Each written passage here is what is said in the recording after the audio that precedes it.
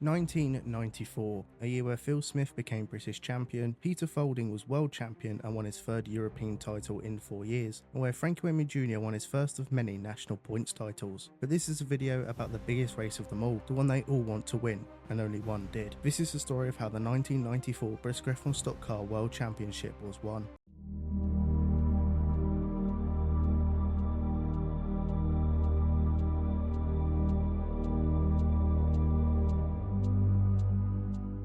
The road to gold in 1994 began with the first world qualifier at Hartlepool, where Frankie Wimmy Jr. took Heat 1, Heat 2 and the meeting final on his way to the qualifying win. The other final winners in the world qualifiers were Keith Chambers, Gareth Bott, Mark Gilbank, Dave Johnson, Phil Smith, Andrew Smith, Jamie Davidson and Daniel Harter, with Frankie Wimmy Jr. and Dave Johnson both winning 2.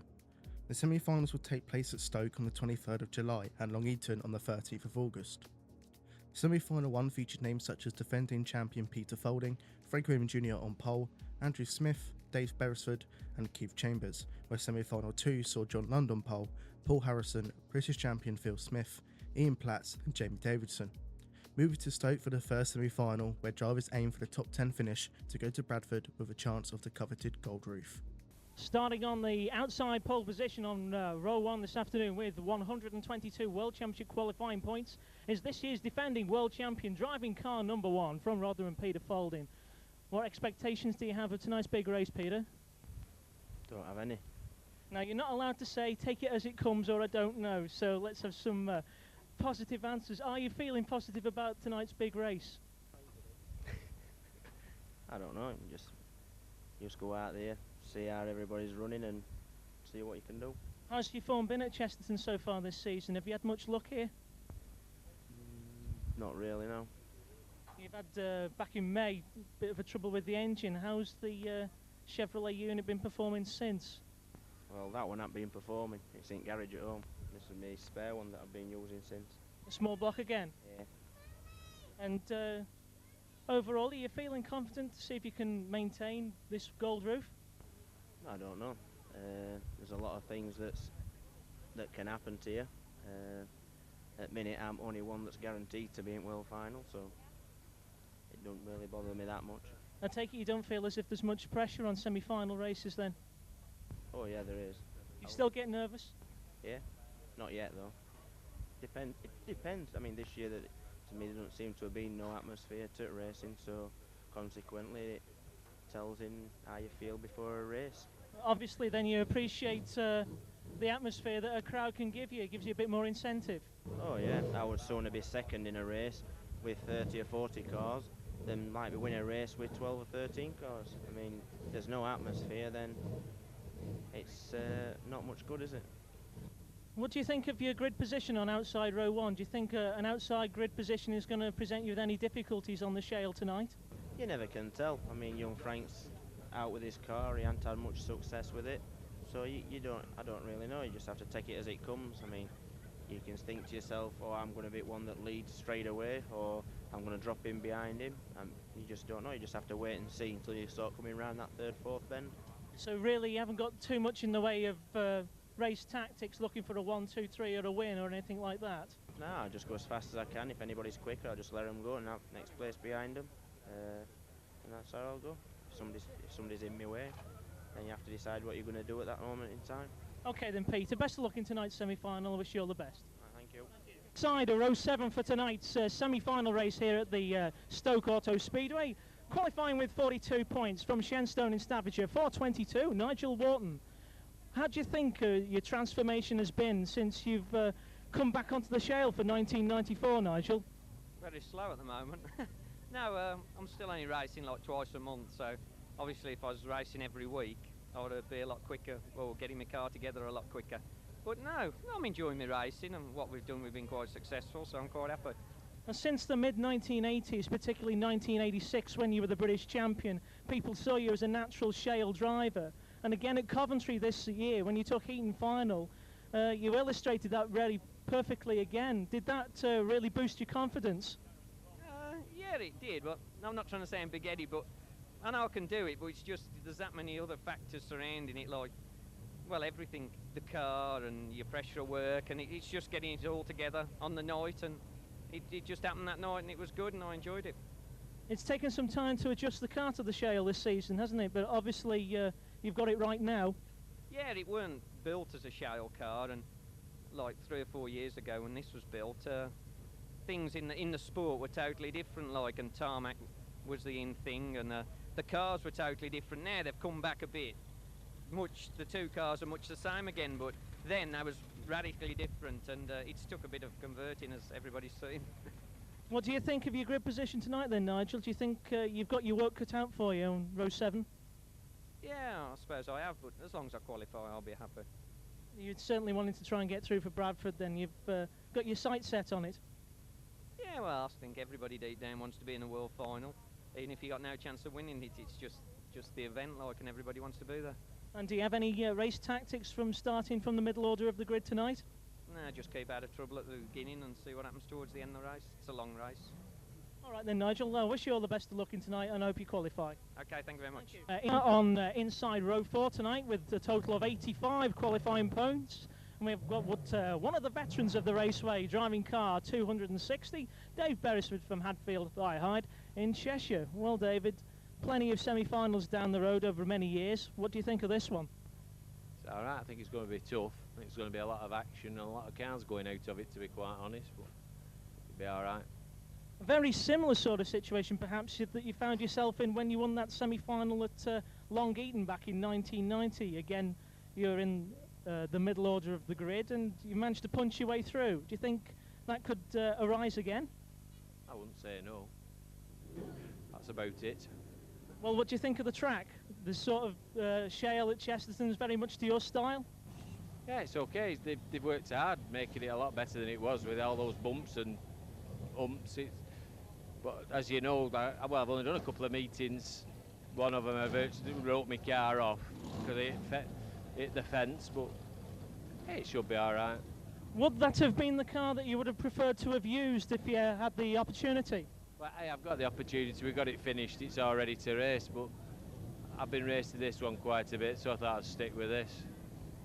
So who do you see as your main rivals out on the grid tonight? I mean, you've got the likes of Wayneman and Peter right on the front row, Andy Smith's there on row 2, and you're starting right behind Mark Gilbank, who's really shot up in the sport over the years, hasn't he?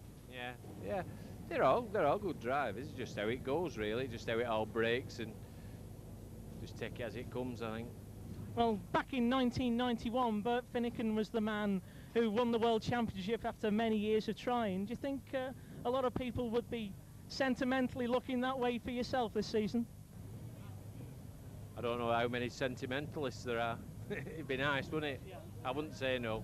Right then, David, I wish you all the best in the semi-final and hopefully see you on the grid at Bradford. All right, cheers, yeah. Thanks very much. Bye. And alongside Nigel Wharton on inside row 7, we have the Rochdale Cowboy driving car number 52 and Pontiac powered. What do you think on your chances, Craig, in this year's semi-final? We shouldn't be so bad track-wise. It's just a bit warm. It runs up more often than not. It's going to be warm tonight. Oh, I thought you were going to angle on the fact that it was going to be a bit too hot for you drivers, but it sounds like you're more concerned about the power unit. Yeah, I can survive for another week, that can't, if it goes bang. So, Red Roof this season, Pontiac and under the hood, you must have been delighted. Yeah, that's what we've been trying for. We've got it. Don't know why. Just. It sounds like you've had a fair bit of consistency about you, and you confounded the punteds who think that Chevrolet power is a real necessity. A lot of the time, if you want to go out in there to win, it still is. Finishing races. You've been so close so many times. You've had a couple of race wins, and on many occasions you've been so near and yet so far. That way, what we used to put down to bad luck. We used to reckon if we didn't have bad luck, we won't have any at all. What's changed? I don't know. We're getting a bit of a run of the luck. That's all. Well, that's good because I mean you're down there on the middle order of the grid on row 7, right in the middle of the traffic. What do you think of your chances there, then, Craig? Because you're going to have to need a fairly fast start. First corner, innit? Anything can happen. Depends how much water they put on track. Yeah. It'll depend on just how quick everybody hits that first corner. So there's always the possibility of a big pile up in the middle order of the grid, and you could either get through it or be taken out in it. Well, there is. And my first corner's before I even get to the starter. Yeah. I'm going to be up back straight when that flag goes down. So how does this reflecting your confidence then? It not make a lot of difference once I get strapped in. All that'll be forgotten. It's just suck it and see, innit? Yeah, you're going to be out there to enjoy it though. Oh yeah, got to do. You still get nervous? Yeah. Yeah, can't eat. Oh, well, I wish you all the best then, Craig, because for a man who's really putting in 110% effort this season and has got the red roof, in spite of what people have always expected, and you've got there and made it, I hope you get through to the World Final. Cheers, Chuck. Okay, thank you, Craig. After number 202, Richard Mason. It's 6:10 at night, and as you can see, all his mechanics, Tony Carl out there in a very much a supervisory capacity. They're still working on that car quite feverishly there. Looks like they've got some sort of trouble with the rear axle, perhaps. I don't know whether there's a leak on or whether they need to check the differential or anything like that, but nevertheless, time's ticking away, and Richard's certainly got those drivers working all out on the car. These guys are certainly no slouches, because at the Northampton Speed weekend they managed to almost rebuild the complete tarmac car, so hopefully still things looking fairly bright for Richard as long as they can get that rear end sorted out as soon as they can. This man has, the man in question, starting on outside row 6, number 97, Murray Harrison. Been a season of ups and downs really, Murray, hasn't it, compared to 1993? I think mainly downs, I think. Not been a very good year at all. Had a lot of problems with the cars, suspension-wise, new ideas that we're trying to sort out. It took a long while to sort them. It's just starting to come now. Has that been really in the tarmac department? It's mainly been that way, but we've spent a lot of time with this car. We've now found this car which is built for tarmac, like, really is coming out better than on shale than what the shale car's doing, like, so that's why it's here tonight. What happened to the shale car? It sits there in the workshop at the moment. It's minus engine at the moment, but it'll be back out sort of later in the year. Hopefully we're going to put it up for sale and sell it and look at possibly building another new one for next year. So obviously in that time you found that the tarmac car has proved itself to be perfectly adequate on the shale circuits. He's been better on shale than he has on tarmac, yeah. That has surprised you? It did do when we first took it out, yeah, we're very surprised. But I don't know, we'll see what happens tonight, see if it works tonight. What do you think of Chesterton? Has it been a track that's suited your style of driving? Yeah, I've had no problems here. I've had some good results here, really, but like last year it was quite rough.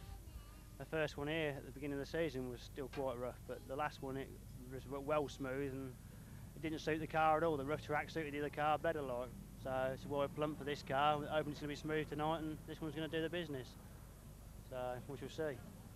And you're feeling fairly confident about that? Never confident. We'll wait and see what happens. If we last 2 laps, then I should be happy, like, you know, things will start to roll then.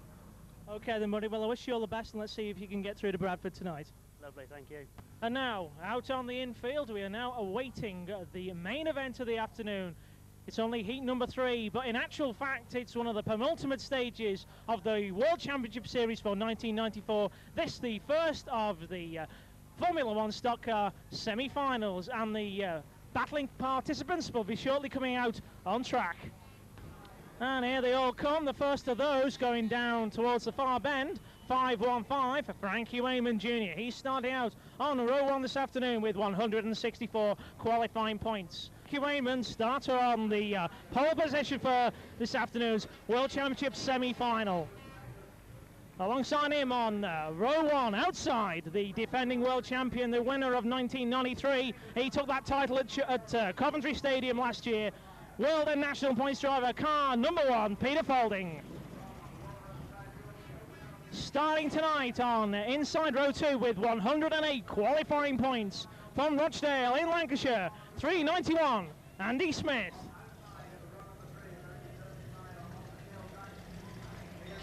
To make that car go that bit faster with 104 qualifying points. Outside row 2, 250, Keith Chambers. Rising star in the BriSCA ranks, car number 21, the pilot from Rotherham in South Yorkshire. We have Mark Gilbank. And yes, indeed, the man on outside row 3 has certainly got that car to sort at the last minute. Driver 202, Richard Mason.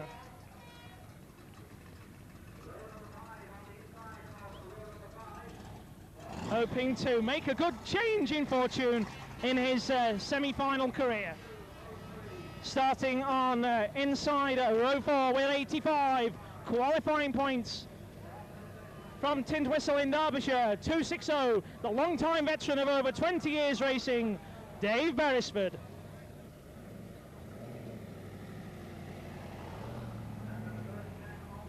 Starting alongside David, another veteran of the BriSCA Formula 1 scene, the Brahman Bomber, the hard charger, 471 from Ilford in Essex, Bobby Burns. He is Danny Clark. Good luck, Dan. Outside row 5 belongs to 34, Mal Brown. 87, Murray Harrison. Starting on outside row 6, looking for a change in fortune in 1994. The only man with a non-Chevrolet power tonight, 48 qualifying points. With Pontiac power, 52, Craig Howarth. Let's hope the Rochdale Cowboy can progress in the 1994 World Championship Series. Starting alongside Craig in car 422, reverted to the Shale Ovals for this season's racing and has had plenty of good fortune. 422, Nigel Wharton. Wharton car 79, Leo Long. Starting on outside row 8. With the little one in company for good fortune, 226, Mark Webster. With 40 qualifying points, he starts on inside row 8.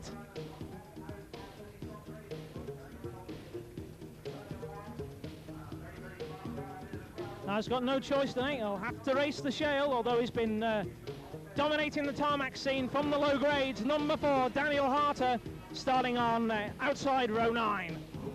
With the lineup on the inside row 1, 515, Frankie Wayman Jr. Outside row 1, the defending world champion, number 1, Peter Falding. Down the line we go to inside row 2, 391, Andy Smith. Outside row 2 belongs to 250, Keith Chambers. Inside row 3, the rising star from Rotherham, South Yorkshire, 21, Mark Gilbank. On the outside, 202, the star driver, Richard Mason. Into row 4 we go, and 260, the veteran of the raceways, is Dave Beresford. Looking confident is Dave, and alongside David in 471, the man with the green and red machine, that's Bobby Burns. Looking like Biggles in car 203, that's Danny Clark, and Danny's starting on inside row 5. And alongside Danny in car 34, the blue top from Yorkshire, that's 34, Mal Brown.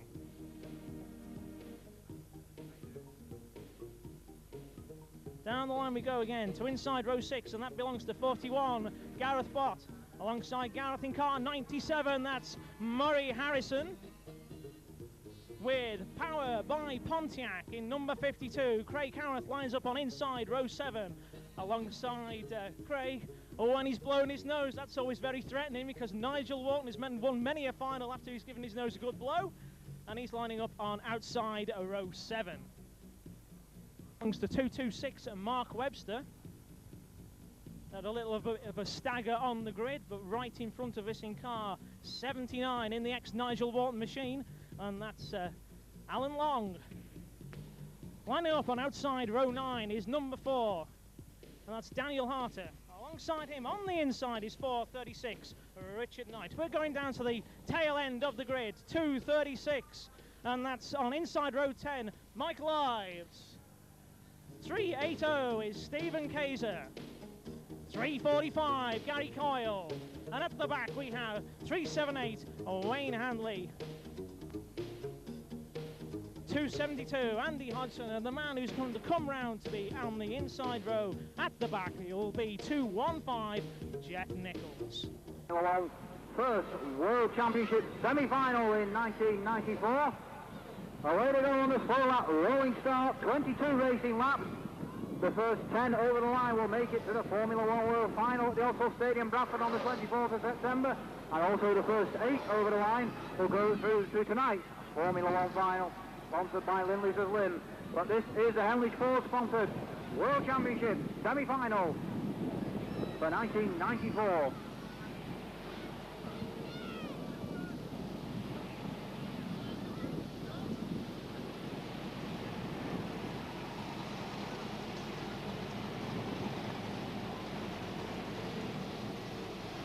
Slow lap rolling starts for this World Championship semi-final.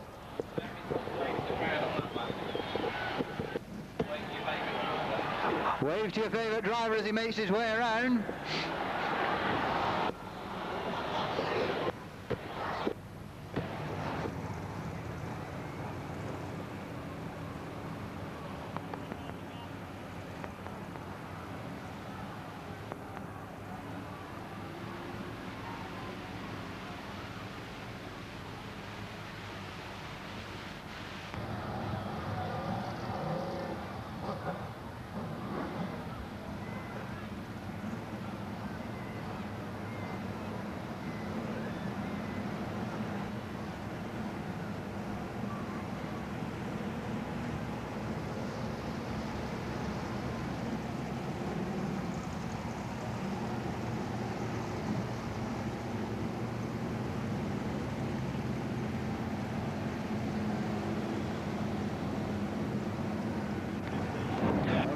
Continue to run down the back straight.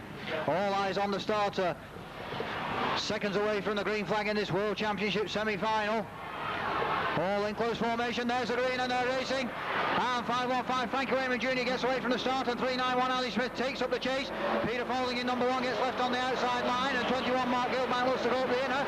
We've already got one in the right. 436 Richard Knight's gone out, and I think that's Daniel Harter in number 4 who's gone as well. 79 Neil Long and 378 Wayne Hambley have gone. 215 Jeff Nichols is in the fence down here, and his race is run. Before he's even finished the first lap, 515 goes wide, and Andy Smith in 391 at the end of lap number 1 from 515 and 250, 260.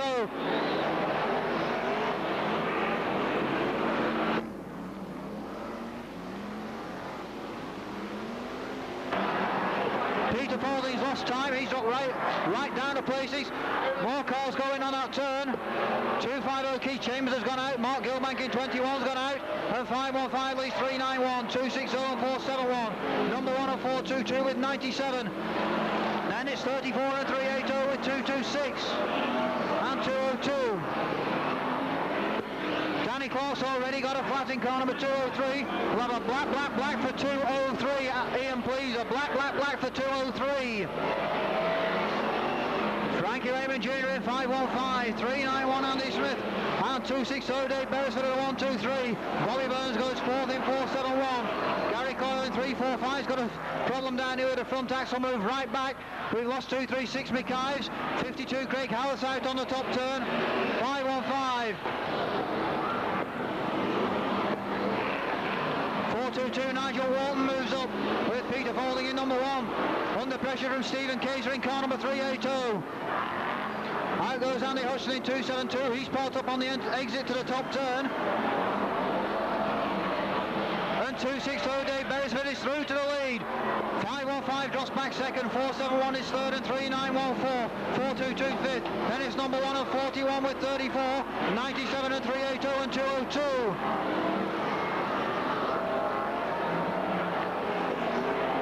260 Dave Beresford leads the way in this semi-final.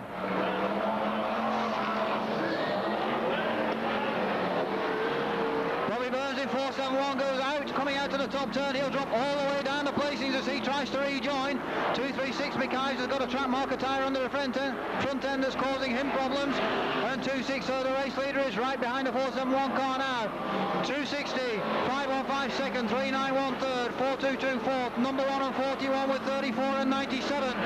Then it's Stephen Kaiser in 380, Richard Mason 202, Mark Webster 226.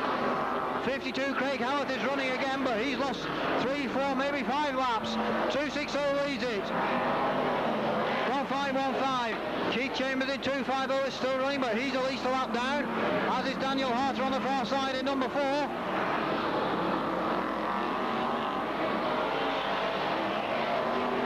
And 260.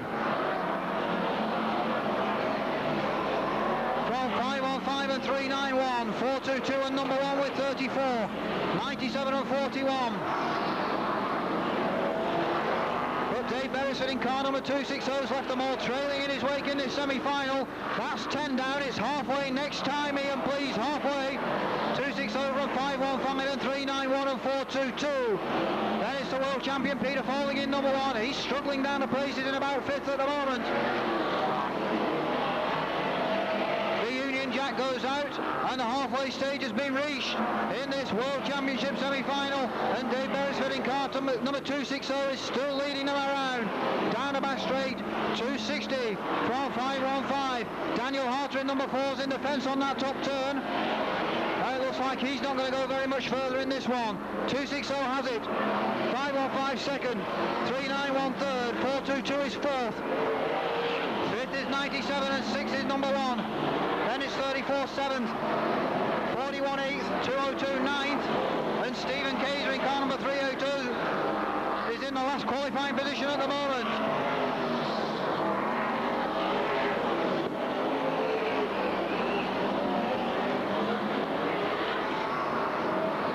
Problems with the back marker cars for 260 Dave Beresford. He manages to escape from 226 Mark Webster and continues to lead from 515, 391 third, 4224, 97 and number 1. It's settled into a pattern now, or so it would appear. Car's getting a little bit spaced out. That's another lap going by for 260 Dave Beresford, and he still holds sway in this semi-final. A little bit of smoke from the back end of 52 Craig Howard as he goes down the back straight. He tries to spin away Stephen Kaiser in 380 and allows 471 Bobby Burns to go through, I think, into the last qualifying place at the moment. That is 16 down. It'll be 5 next time, Ian, please. 5 next time. 250 problems down here as he connects with a 345 abandoned car. And that's going to take away any chance he has of making the world final. 380 Stephen Kaiser's lost time, and he's not going to make it either now, I don't think. 260 Dave Beresford as 250 pulls across the track in front of him. 515 closing in, but going wide on a little road turn and into a semi-spin. 391 Andy Smith goes up for second. 515 drops back for third and has got 422 Nigel Walton right with him down that back straight. Then it's Peter Falding in car number 1. And Dave Beresford in car number 260 still leads. 41 Gas Boss had a trip to the fence on the Loom Road turn. That'll drop him out of the placings. 391 second, 515 third, 422 fourth. Number 1 is 5th. Mal Brown is still running 6th in 34. 7th is Richard Mason. 2. Bobby Burns is 8th in 471. Stephen Kaiser's 9th in car number 380. And Mark Webster 10th in 226. That's about how they look. This time around it's 2 to 1 and Dave Beresford in 260 still leads it. Good distance. He's a good quarter lap clear of Andy Smith in 391 and Frankie Wayman Jr. 515. There's the last lap board and 260 Dave Beresford looks to be on the way to front of the grid position at Bradford. He comes out to the Loom Road turn, goes down the back straight on lap number 22 of 22 in this semi-final. Peter Falding's got a flat in number 1 and he's dropping right down the places at the end. Here's the checkered flag. 260 Dave Beresford will win the semi. Andy Smith second, 391. Frankie Raymond Jr. third, 515. Fourth to Nigel Walton, 422. Fifth to Mal Brown in 34. 6th to Richard Mason, 202. 7th Bobby Burns, 471. We need to keep them going, Ian, please. Peter Falding will get home 8th in number 1 from Stephen Kaiser in 380. 41 Gasbot. 226 Mark Webster. And I think we have everybody. Okay, Ian, that will do us. We can have a red flag to end this Formula 1 Stock Car World Championship semi-final for 1994. Only 13 cars got home. Yeah. And the 1, 2, 3 confirmed in this World Championship semi-final. It could have been anybody, or anybody could have gone out, couldn't they? But you... Yeah, just tell me I came up inside.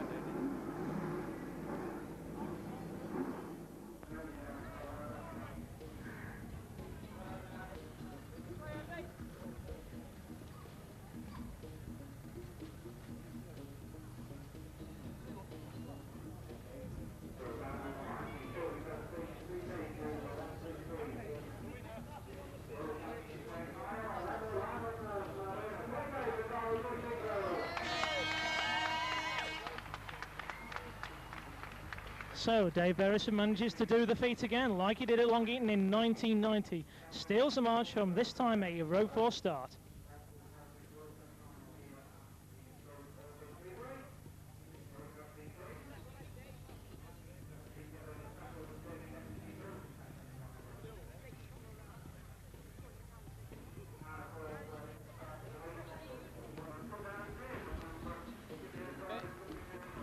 So there they go, the delighted top 3 men for this year's first semi-final for the Formula 1 stock cars.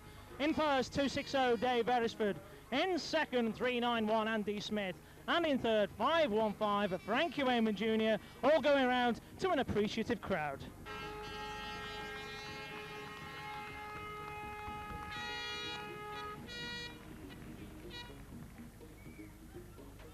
TM video, the top 3 in the first World Championship semi-final for the Formula 1 stock cars. First, we'll turn to the winner, 260 Dave Beresford.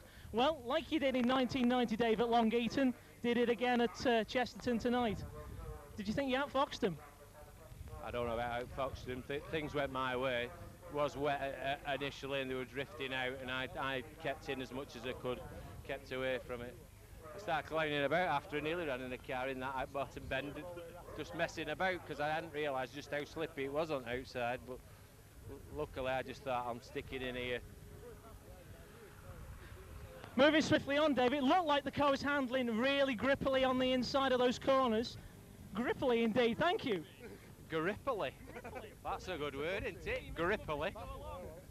Yeah. I had plenty of grip on the air. I thought I better have it going a bit grippily. We're talking technical here. Right, so obviously very much delighted, and chances now for Bradford, eh? I hope so, yeah. After all these years. Pressure's on now, isn't it?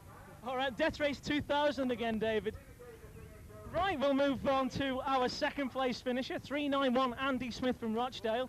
You two drivers, cat and mouse for 25 laps. Yeah, that's right. I think Frankie had a bit more speed than me, but he got bought with a bit of traffic and went wide a couple of times, and it was that slimy on the outside. There wasn't no grip out there, and that's where I got past him, but he was a bit quicker, but mine was overheating terrible, but can't complain. I'm happy with second. Yeah, you're glad that you got through to the finish, and second row is going to be quite handy for you for your first World Final, isn't it, Andy? It is, yeah. We're going to have to do something with the shale car because it's not really fast enough to run around Bradford with them. Whether we put the bigger engine in there, I don't know. But tonight we'll just savour this. Really, it's a good second place. Yeah. Excellent, well done. Congratulations on your second. Okay.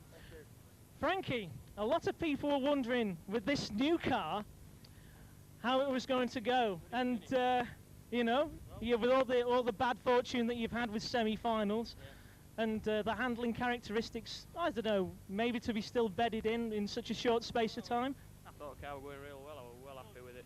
A couple of times I got put out onto outside by a couple of cars. Once here when Keith come off centre green, it was wet out there, very wet.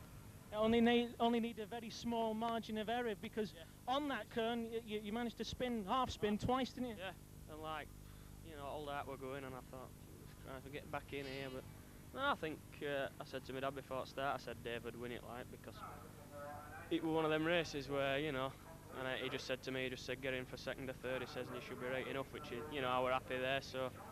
Is he one of those wily campaigners, all that years of experience really counting?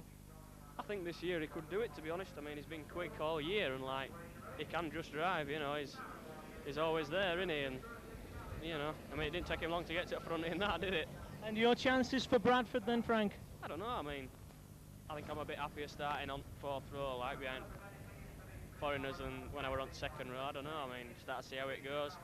I think, if anything, the quick car's folding's a lot further back now.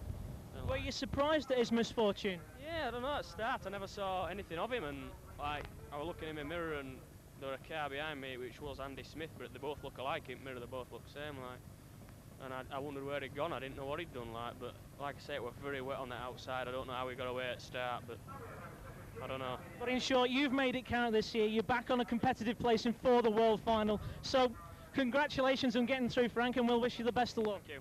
Cheers. Thank you. So Dave Beresford scored the front row at Bradford, with Andrew Smith and Frank Wayman Jr. following behind. But Long Eaton would throw a spanner in the works, as the build-up for Bradford got even more electric. Good evening, ladies and gentlemen, and welcome, courtesy of SCM Videos, to Long Eaton Sports Stadium for this, the second of the World Championship semi-finals. Always a delight to interview at the best of times, but throughout the season. Tonight he's starting on outside row 5 for the semi-final. From Hinckley in Leicestershire, 213 Des Chandler. And you have been in the wars, Des? Yeah, that's right, yeah. The past month I've been bad with glandular fever. We finished Coventry on a win, but unfortunately with a sick engine. So we pulled the engine apart, and we're still waiting for bits for my engine. It is still not here. So thanks to Ian Platts and his crew, we've managed to borrow his engine, and we've stuck it in for tonight's semi. We shall see. Courtesy of Ian then, and you yourself, because of the illness, it's been a long time since you've been behind the wheel, isn't it? Yeah, Coventry 5-6 weeks ago I think it was. Bit difficult, but we shall see. And how are you feeling in yourself? Because I mean, glandular fever, that will have taken a lot out of you, wouldn't it? It certainly did the second week. I felt not ill, but as though somebody had pulled the plug on me and let me down. It feels really and truly as though somebody had battered me around the head and legs with a bloody cricket bat. But yeah, it does knock you about a bit. But I suppose I'm back up to about 70% now. But the doctor says I've got to take it easy, so I've got to take it easy tonight. Take it easy and drive a Formula 1 stock car. You've told him that you're driving a car tonight, yeah? I forgot to mention that when I went to see him. I don't know what he'd say if I told him that, but never mind. So, I suppose this is stacking the odds up against you. Not only halfway down the grid, but not probably feeling as strong as you should be either. No, that's true, and not really knowing what the engine feels like. I mean, you get used to an engine, so I mean, this one might be more powerful, it might be less powerful. We don't really know. It's an unknown quantity. It's a case of I've just got to go out there and see what happens, really, and just go with the flow. As always looking on the bright side, though, Des, aren't you? And be a good ambassador to the sport. I'm sure that you'll do well tonight. To be in the first 10, I'll probably be the happiest person out there. I don't care if it's 10th. Really and truly, for all the lads that have done the work on the car this week, and really, I suppose for myself in one respect, because I come back out for the semi, I should just like to get through. I don't care what place. Yeah. So I suppose if you do get through, that means another layoff until the World Final, and we'll see you out again then, hopefully. Yeah, I shall certainly be off another couple of weeks to try and basically regain my strength and my health, really. And hopefully in the meantime get my bloody engine back on the road again, so I can give Ian back before I blow it up. Okay, thanks very much for your time. Yeah, guys. cheers, Rob. So that's the guy on outside row 5. With the doctor's note, 213 Des Chandler for tonight's semi-final. Midlander in the semi-final pack tonight, starting on inside row 6, but compared to Des, with a lot more fortune in season 94 here at Long Eaton. Rob Cowley, how you doing, Rob? Not so bad, thank you. Not so bad at all. Go on. The question that I was going to initiate was bouncing off the fact that you've already taken a final here at Long Eaton this season. How does that reflect in your confidence for tonight's semi-final? Well, it's supposed to be confidence a little bit, but you know, I was interested to hear you say there that Des has had a worse season than me. I mean, I can't really see that. I mean, we've blown a car engine, a bus engine. We were struggling like hell at the beginning of the season. But I know what you're saying. Round here, I've had 3 wins this year, 1 final, 2 heats, and it's got to make you feel just a little bit more confident. That's right. As far as results go, I would say this has been your most successful track this season. Yeah, it seems to go in fits and starts. We sort of, a few years ago we were quite competitive round here, and then somehow or other we lost it.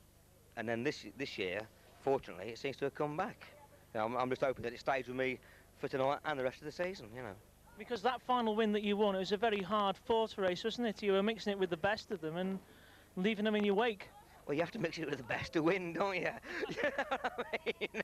But I know what you say, yeah, we're getting a lot of attention. This car just seems to go well. We were sort of messing about with it, trying to get it set up for Shale, and we just seem to have clicked around here, so we leave it as it is.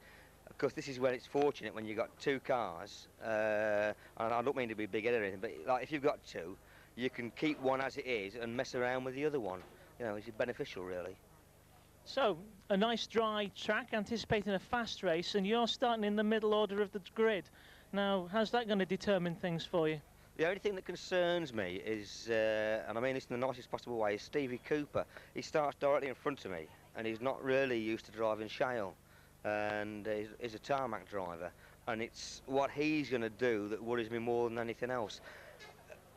All the others, regular shale racers, we'll just settle down and see how it goes, you know. So obviously hoping to get through there. What's going to be your best position? No doubt you want to win, but... I'd love to win. I mean, I should be going for the win. But I mean, ideally, any of the top 3 places. But I do want to win, and I shall be driving to win.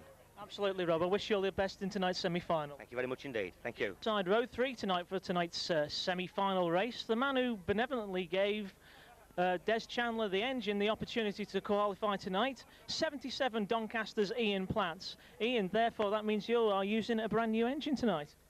Well, it's not brand new. It's been in exactly 12 months. It's the 540 I've been running, and the one that Des has got is the 510 that I was running last year, early doors. It's well bedded in. There'll not be no problems with engine. I think the only problem will be is tyres. I'm hoping that this rally tyre I've got on here is going to cope, because I've heard it's put a lot of shale on the track, so it should be all right. It's because even though this time of year, particularly on a night like tonight, the way the track is going to bed in or break up, particularly over 25 laps, is going to be very crucial to the way you set your car up, isn't it? Yeah, I expect after about halfway it'll become very dry. If he has put a lot of shale on, I would think that it'd start to get ridges in it, because a track that hasn't got much shale on it'd last longer, keep smoother longer. But when all the shale moves just off of the racing line, it tends to get a bit bumpy. Yeah. So we'll just have to see how it goes. And despite your concerns about how the track is going to be, your past performances here at Long Eaton have been very good indeed, haven't they? I mean, not only this year, but down the years, you've been an accomplished red top driver here at Long Eaton. It's one of my favourite tracks. It goes well around here. You can keep it wound up. Nice big corners, wide straights. I do quite well here. Do you think you're going to be handily placed on the 3rd row? I'm hoping we'll get off to a clean start, and I should get a decent position. And is there anybody out there who you consider to be one of your main opponents? Not really, no. On the right day, it's quicker than them all. We just have to hope that it's going right tonight. So you're looking for the win then? Yeah, I'll be going for the win. We'll just have to see how it goes. OK then, Ian. Well, thank you very much for your time, and I wish you all the best. Thank you very much. On inside of row 8 tonight from the local-based area of Long Eaton in Nottinghamshire, 128 John Wright. Imbued with confidence, I understand, John? Not really, no. No, the season's not going too well, but hopefully it'll all turn around tonight. And we'll get a good finish, hopefully. This is far too serious. Come on, tell me what you were just saying before about all the, the pluses, the minuses, that sort of thing. I mean, you said you were only 10th in the points last year and you've only scored about 5 so far this year. What's going wrong? Well, we tried a lot with the car. We tried a different engine, that went wrong. We tried different suspension. I think I'm happy with that last week at last, and got my old engine back in, and it's been rebuilt, but it's very down on power. And I've tried a few things tonight. Is this the big one or the little one? Oh, this is just my usual one, the 5 years old job, like, you know. We've tried a few things, but there's a chap breaking in there. Get his name. And live on film, pal, live on film. I thought off his stroke there. How can a man who's wearing shades like you are tonight be put off your stroke? Are you going to wear these in the big race, John? No, I wore them at Ensford in '91 and I didn't do so good. I was meant to be flying Lundy around, but I lost him. The sun got in my eyes. Maybe he disappeared in the sun or something. Yeah. Where was I anyway? Anyway, I should hope it's right tonight. I wouldn't have minded to go round in the week, but Keith were having none of it. So I can't do no more. If it don't go right tonight, it's going back, you know, to the chap who built it. And you're demanding a free fund, do you? No, I'm demanding it go better than it is doing. I mean, people are noticing, you know, visibly the difference. It's only just. I mean, if it don't go right, I'm not saying they won't qualify. It's only just that bit slow, you know. I'll have to use my vast amount of skill. But despite all the light-heartedness, I mean, does an occasion like this still get you the hackles up? Do you still get a little bit nervous, hoping to get through to the World Final, maybe? You asked me this last time. Yeah, I did. 2 years Well, ago. that's 2 years ago. Yeah. Good ask. And by the way, it didn't take so long to get here today, Oh, because you asked me that last time. I could only just come round the corner. Yeah. Where was I? No, yeah, it's worse. I'm worse, because this will be 5 on the trot, straight qualification. Yeah. And it's making me nervous, because I suppose the further you get on a run like that, the worse it is to come off it, you know. I won't be very happy at all. I mean, after all, you are getting in a bit in the veteran stakes now, John, aren't you? I mean, after old Bez, like, you'll be looking to have the gold roof as a matter of right, won't you not? Well, if I win it and he puts the same as he put for Bez, I shall sue him. Oh, right. You know, veteran shows the boys round. No, we aren't getting any younger as sort of chaps, so he still calls young because there's no youngsters coming in. But if there's any youngsters watching, the car's for sale. Get your dad to buy it. Let me get in the bar. Right, there you go. There's an offer for you. Anybody? Inside row 8 tonight. That's 128. John, right? Yeah, go on. Kev Smith all the way. You're not going to follow him then? Yeah, I'm second. He's going to win it. Rightio. There you go. Prediction as well. Thanks, John. Wish you all the best. I'm relying on it. If we all get round the first bend, I've got no chance. Cut. No, I'm not. Cheers, John. We're not going to see it before they start. For tonight, this is the man who's monopolised the new niche in T-shirt sales this past few weeks. Who needs megabucks? Superstar Kev Smith, starting on inside row 4 tonight. Kev, how do you feel? I mean, not only for the car, but physically yourself. How are you feeling? So. Car's fairly straight again now. My ankle's getting a bit better. Still can't walk properly, but... Can you just care to take us through what actually happened? I understand it was an accident at Bradford last month. Yeah, we're just, me and Mark Duxbury were having a good race. We were battling for checkered flag for about 9th and 10th, I think it was, and I'd braid him wide up Pitts Bend. He'd gone up, wide up banking, I'd sneaked out inside, and we come out at bend, like rubbing wheels, and we were going to be, you know, equal 8th or whatever, and I just hit a beam, and it threw me straight in front of him, and full chat into the fence. It was full chat, wasn't it? Yeah, yeah, head on, it was a good one. So how are you feeling now? I mean, I noticed that before I saw you walking around the pits, you know, hobbling quite badly. Yeah, but at least I'm walking again now. I come off crutches like on Tuesday, so I've had, you know, a week and a half on crutches, so... This is the superhuman dedication of the Formula 1 stock car driver, is it? No, just daft, I think, innit? No, daft. Now, a lot of people, particularly down the years, I mean, we look back to 91, it's Skegness, and you were the joker in the pack, you know, and giving the crowd class entertainment. But the flashing lights and the years, and every time you're out, you're experiencing and getting that little bit more refined. Are we still to expect the joker in the pack from Kev Smith these days? You never know, do you? I don't know. It just depends on...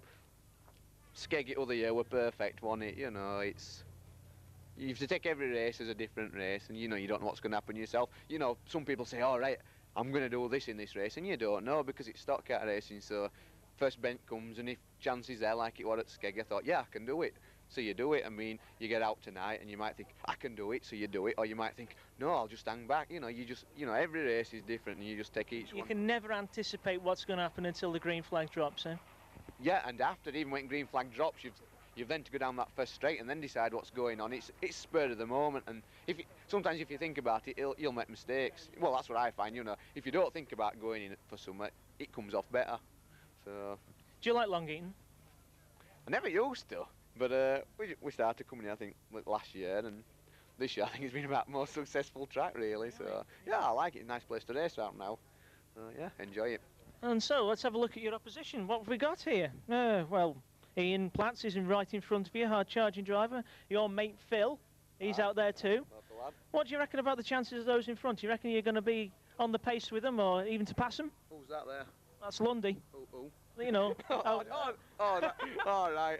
Yeah, I think he could win it, couldn't he? He's the one. If you're not going to win it, then it's going to be John, is it? I think it could well be Lundy's race. Yeah, if he gets away and puts a good race, and I think, you know, he should be man. Then again, Stevie Hodgson on his day, he's a good man, and Plattsy just lately, you know, he's just been turning it on, so... And if the likes of all those, including yourself, who have been mentioned, get through to the World Final, it's going to make a real class grid, isn't it? Well, I hope so, because I mean, we want some good racing again now, don't we? Get some crowds back. So, good. Yeah. Well, at least you're still under the service and all that, Kevin. I wish you all the best for this semi-final race. Right. Thank you very much then, Rob. Thank Cheers. you. Your joker in the pack on row 4. We move to another one from Clown in the middle, sir. Yes, indeed, from Derbyshire. 383 Dave Johnson, a guy who's no respecter of any Red Top's reputation, really. No, really. I mean, I just go out to win. I mean, that's the thing. Don't matter who's in front, if you can catch them, you do the business. Now, round Long Eaton, you have had a fair bit of good form, haven't you? Yeah, I mean, I've done well this season round Long Eaton. I mean, really, I mean, if I'd have had a bit of luck, I'd have done a lot better, but you just need some luck, don't you? But if you do get through, I mean, everybody's noticed on the form card, Bradford, again, is one of your very better tracks. You've done a fair few race wins there too, haven't you? Yeah, I mean, I've flown at Bradford. I mean, to be truthful, if I'm up on first 3 rows at Bradford, I think I'll have £100 on myself. Well, why not? I mean, you've got to have some sort of, you know, confidence, feeling positive about it. So hopefully you are looking for a top 3 placing. I'm looking to win. I'm going to win tonight, and that's it. Come on, we'll just cut the... So be careful who's in front. Well, let's have a look. So that's John Lund or Paul Harrison, Stevie Hodgson. None of those drivers are really going to bother you at all? Not bothered at all about them, no. And of course, entertainment for the crowd is as much going to be in the forefront of your mind, is it? Like, because stock car racing is all about entertaining the general public, and they do warm to you when you start putting that bumper in, don't they? Yeah, they'll be entertained, all right. Definite. I mean, we'll just go out. If we do well, we do well. If we don't, we're not going to cry over spilt milk. That's it. That is an excellent attitude to take, Dave. And of course, we wish you all the best in tonight's semi-final. I think that little wry smile that you had before, you know, could suggest that there's going to be something special in the pack when the green flag drops, eh? Fingers crossed. Thanks for your time, Dave. Bye-bye. I that won the British Championship here at Long Eaton Sports Stadium in 1993. Tonight, starting on outside row 1, number 2, Paul Harrison from Yorkshire. Well, Paul, confidence, feeling positive, semi-final time, nerves, what do you think? Confident, yes. As for nerves, I don't really get nervous, and you know, I get a bit of an adrenaline pump, I suppose, but try and keep rid of nerves and just look forward to the main event and try and get sort of single-minded as to what I'm going to do. Because it's been a long-held purpose of your racing career now to get this gold roof, isn't it? And once again, you're well positioned to launch your attack. Well, I say every year that, you know, it's the main thing that I race for. I want to try and win World Final. I'll do what I can to win it. I want to start front row, so that means obviously on the way to start front row is to win my semi-final. Now, a lot of people have spoken to tonight said they are enjoying their form at Long Eaton. Is that go for you too? Well, I won the very last race here, Grand National, at the last meeting, so obviously I'm a little bit confident and quite happy with the way the car was handling, but we have altered it a little bit since then. You know, who knows? You know, I've just done all I can now. It's just a case. I think if it were down to driver's confidence, I'd be all right because I'm pumped up. You know, I'm ready for it. It's just whether the car holds in there or not. You think that car preparation, the way you set them up for the track, is going to be very crucial, particularly for the way, on a nice warm night like this, it could alter through 25 laps? Oh, for sure, yeah. The first few laps are going to be wet, and tyres are going to have a big impression on the start of the race. I would imagine that there'll be a few drivers running dry tyres that'll struggle for the first few laps, and equally there'll be as many running wet tyres that'll get a flyer and then probably slow down towards the latter end of the races. So you just have to hope that you've made the right choices and done enough preparation to get you through. Now, Peter Falding struggled from outside row 1 at Chesterton. Is this going to concern you somewhat as well here tonight? No, not really. Yeah, I'm happy enough with an outside start. You know, it's not something that's worried me. They did wet the track excessive at Stoke, and if they do it again here tonight, then it could cause to be a bit of a problem. But you just have to make adjustments while you're out there, you know, as to what you're going to do and change your tactics a little bit. Well, Paul, it seems you've got a rather measured response there for all things considered, and considering your confidence, and that no doubt we'll be hopefully seeing you through with a top 3 position, hopefully a win maybe. Well, yeah, I'm heavily tipped to win this race. I think it was me that started rumour actually, but there you go. Well, you can't knock that, Paul. I wish you all the best in the semi-final. Thank you very much. Thank you. Now, when the semi-finals were completed, Frankie Wainman Jr. decided on Chesterton, and so making John Lund go to Long Eaton. Do you think that his decision was a wise one, John? It certainly was for me, anyway. You like Long Eaton a lot more than he thought. Yeah, I don't know where he gets the idea that I don't like Long Eaton. And your form this season around here, do you think it has been as good as it ought to be, or it has been in seasons past? I'm struggling everywhere, but yeah, as good as expected. Do you think that people are sometimes marking you down a little more than they ought to be? Perhaps really the number one dog is still really there when it counts? I don't know about that. I think everybody else is going too quick for me, that's it. And I've spoken to some of the top line drivers tonight, Paul Harrison, Ian Platts, and they're making a good note about car preparation tonight and the way that the car needs to be set up perfectly in light of the dry and shale conditions that will be over 25 laps. How crucial do you think it's going to be? How do you think the shale's going to change? I hear it changed a lot. You can set off with it very, very mucky and end up with it dry and dusty. So you either set it up for the start or the end of the race. It's a difficult decision, really. And I should imagine that you're a lot thankful that you're on pole position, because with the fortunes of the defending world champion at Chesterton starting on the outside, you can rest easy a little more with the allotted position you've got. Yeah, but I think being on pole position, you've got to have the right tyres on for the start of the race, because if you're struggling then you're going to get into bother. Does that mean that towards the latter half, as the shale changes, you'll have to move into a more defensive role? If I'm still going, I don't know. Yeah. Well, how confident do you feel? I'm never very confident about semi-finals. Even after all these years, you still get those butterflies in your stomach and the anticipation of that green flag dropping? No, I won't put it like that, but things tend to go wrong more often. But another good chance of winning tonight and another gold roof beckoning in September, maybe? No, just any place in the first 10 will be all right. In the first 10? Yeah. Well, of course, if you count Hendersford with the row 10 start, who can knock that? Yeah, I think Bradford's different as well. I mean, anybody on the grid's got a good chance there. Though it has had good fortune for yourself, hasn't it? Yeah, I've had some good luck there. Might have run out by now. Well, we'll see. John Lunn, 53, starting on pole position tonight for the second World Championship semi-final of 1994. We'll wish you all the best, John. Thank you.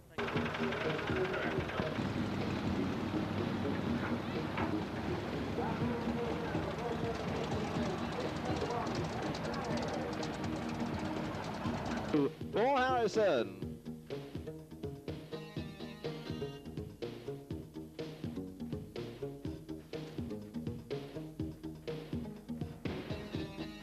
And no doubt Paul's hoping to leave John behind, heading for the first turn in just a few minutes' time in a similar fashion.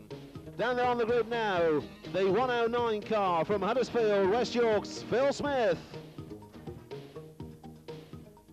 The two potential jokers in the pack from Huddersfield in West Yorkshire. There's number 64, Kev Smith. And from Clown in Derbyshire, driving car 383, that's Dave Johnson. Down the line we go to inside row 8. Giving us a wave, 128, John Wright. And starting alongside John tonight, the season campaigner driving car 212, Frankie Wainman. To the tail end of the grid in car 91 from Sheffield, South Yorkshire, Wilf Warnes.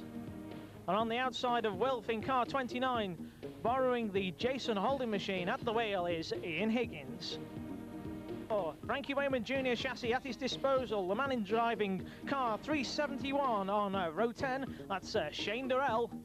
On inside row 11, a rather close look at his cab there, Bill McGowan from Manchester, driving what looks to be an ex-Jane Bean car.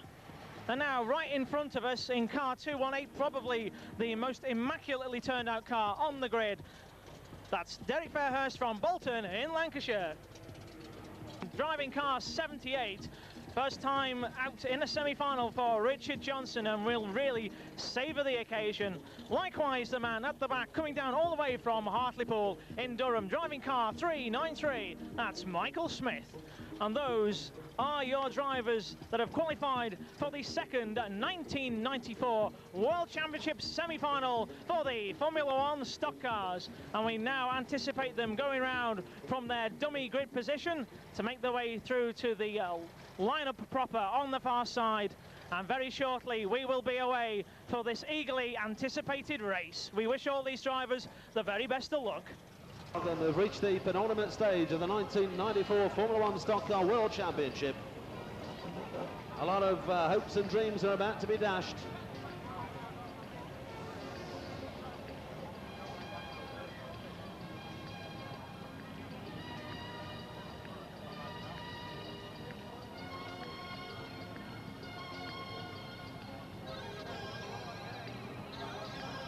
Over on the back straight amongst the lead cars, the cat and mouse game continues. They are now under starters' orders.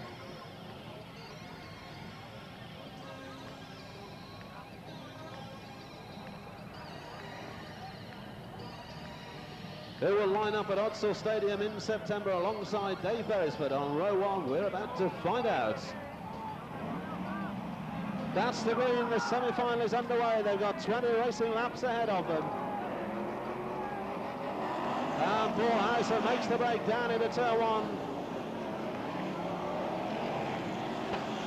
Bumpers flying down in that first turn. The lead cars are all safely through turns 1 and 2. Bumpers flying at the end of the back straight. Phil Smith sticking it in hard. Stevie Hodgson's gone out wide. They've all survived turns 1 and 2, and here they come at the end of the first. Paul Harrison leads from John London, Phil Smith and Ian Platts and Kev Smith and Stevie Hodgson and Jamie Davidson. And John London now putting some pressure on Paul Harrison, trying to go past him on the inside and trouble down on turns 1 and 2. Frankie Wayman's gone to the fence in 2-1-2, so is John Ryder 128. Les Spencer lost some time in 98. So the first two do look as though they're heading for the consolation semi are Frankie Wayman and John Wright. The leader is still Paul Harrison from John Lund.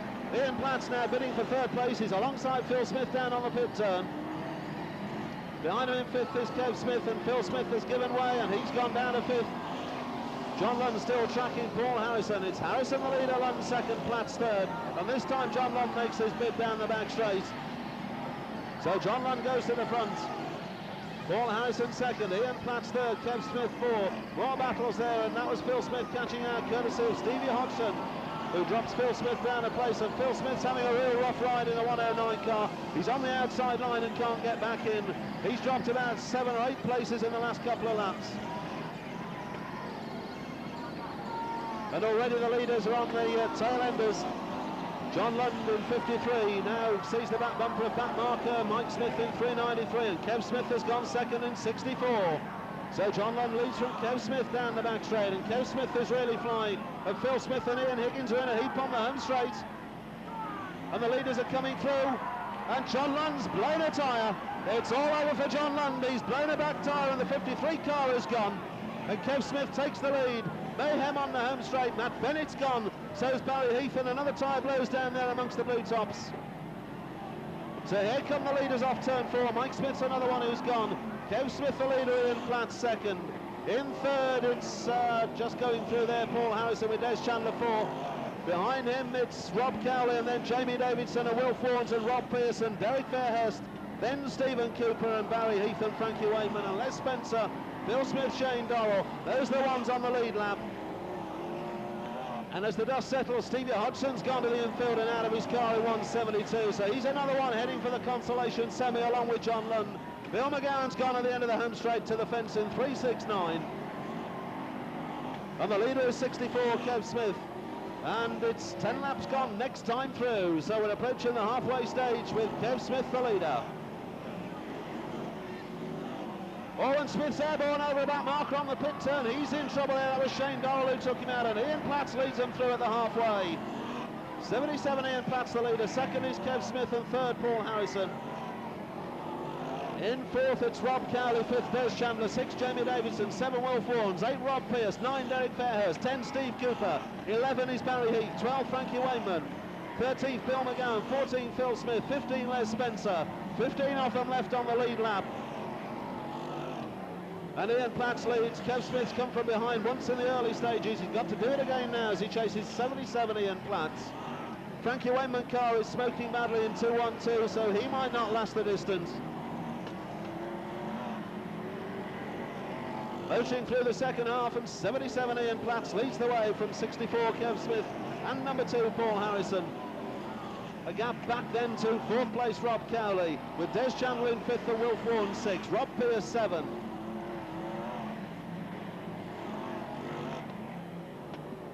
Somebody gone to the fence down at the end of the back straight, can't see who it is, reverses across track. It looks like Ian Higgins, 29, he's already gone a lap down, and that will just about finish his chances. Stevie Hodgson is back on track and working hard. They've got 5 to run next time. So 5 to run next time.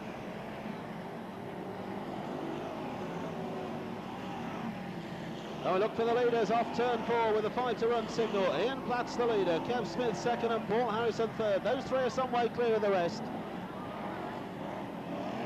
It's Rob Cowley in fourth, Des Chandler fifth, Wilf Warren sixth, Derek Fairhurst 7, Jamie Davidson 8, Barry Heath 9. Stevie Hodgson could well be back in the top 10 with Stephen Cooper 11, Frankie Wainman 12, Phil Smith 13. Rob Pearce has lost a lot of ground in 175.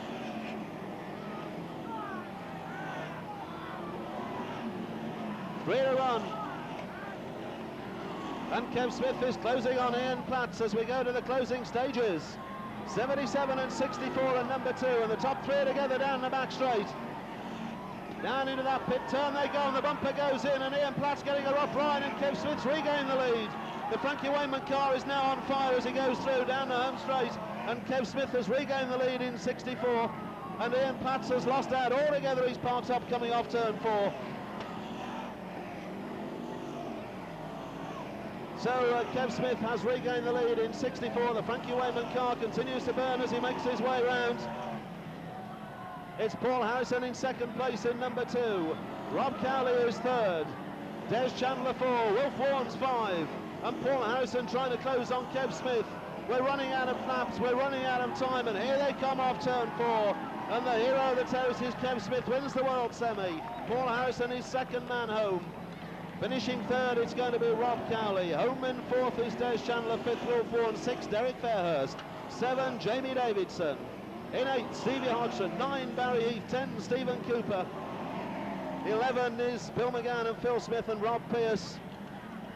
And Frankie Wainman comes home out of the top 10. Les Spencer completes the distance, and then Shane Dorrell.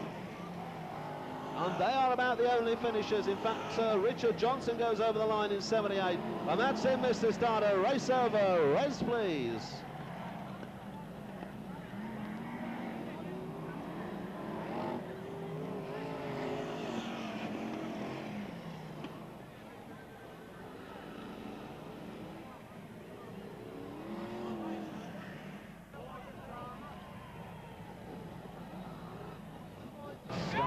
Returning to the pits, the hard luck stories will be going around.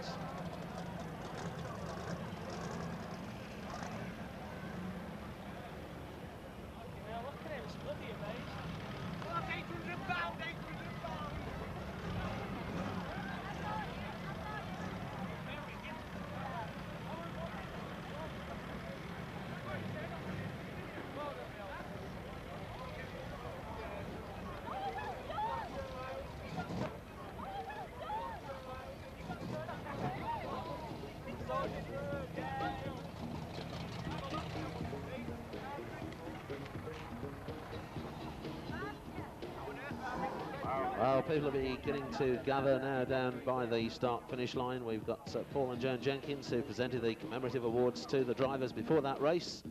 Celebrate to take place down there on the infield area. Winner of the second semi-final of the World Championship for 1994.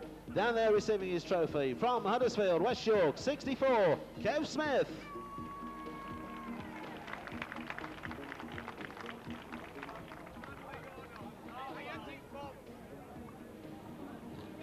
And the runner-up, who will go to the second row at Odsall Stadium, Bradford in September, from Rotherham, South Yorks, number 2, Paul Harrison.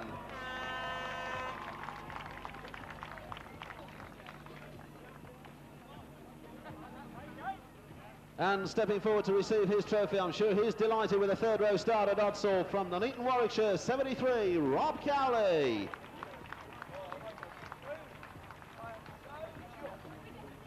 Car sales, many thanks to Tom for providing the truck, and very shortly you'll get your chance to show your appreciation of the top 3 finishers in tonight's World Championship semi-final.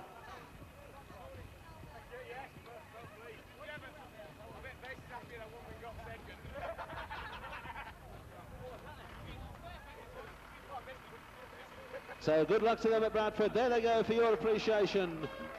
Third place to Rob Cowley, second place to Paul Harrison, and the winner through the pain barrier, 64, Kev Smith.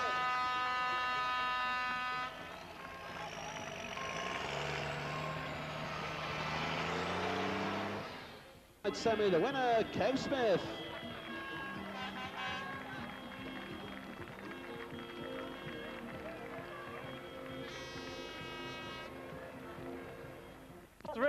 the winners. I'll tell you the winner in the very best sense of the word for this year's semi-final at the Long Eaton Sports Stadium.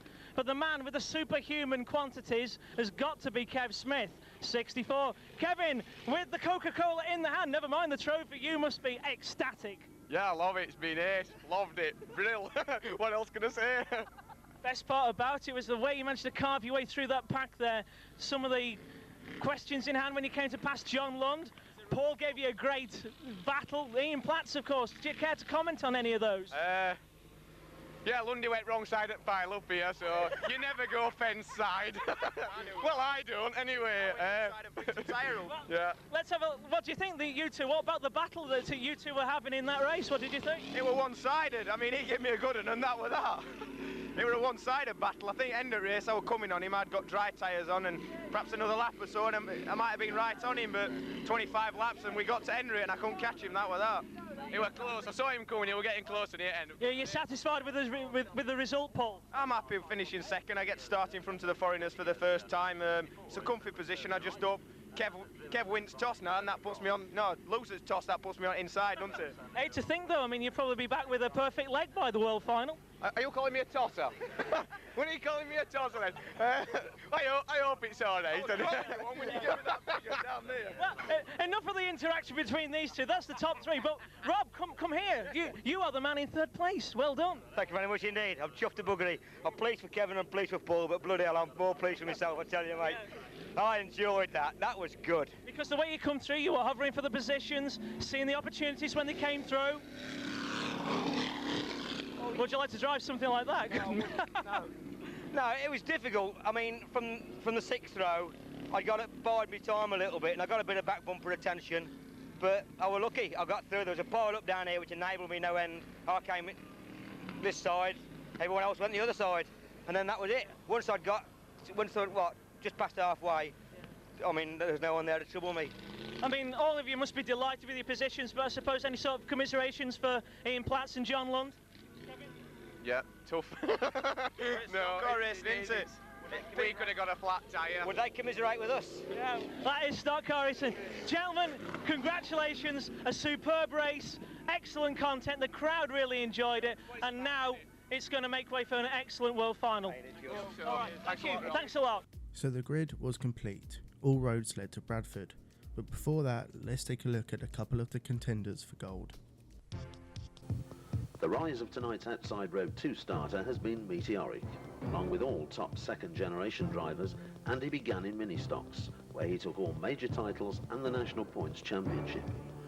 And retired just a few years after Junior Wayman and the Hodgsons, whereupon Father Stewart bought Andy the first of Frankie Wayman hot stocks. After a low-key debut at the end of 1989, Andy soon got to grips with the budget formula and went on to completely dominate the formula within 2 years. Though having Formula One's most successful driver in the family certainly helped Andy on his way to the top, success soon came his way due to his total knowledge of car building. And at the end of 1992, he was renowned as the #1 hot stock builder. His unparalleled knowledge of offset chassis technology indicated that when the time came, the move to Formula One would be an easy one. Throughout the early 90s, Andy had been making occasional big league appearances in spare folding cars. And in 1992, regular racing at Long Eaton and Bradford paved the way for a real assault on the big league, which happened in July 1993, when a revolutionary 391 car touched down on track with a Stocks Line Grand National win at the Skeggy Euro weekend. Defining features of the 510 powered machine were the short cab, extreme angled wing, midnight blue colour scheme, which has since become first choice for F1 racers. The rest of the 93 season could not have gone better. Andy scored wins at virtually every debut track, totalling 20 heat wins and 4 final wins by the end of 93.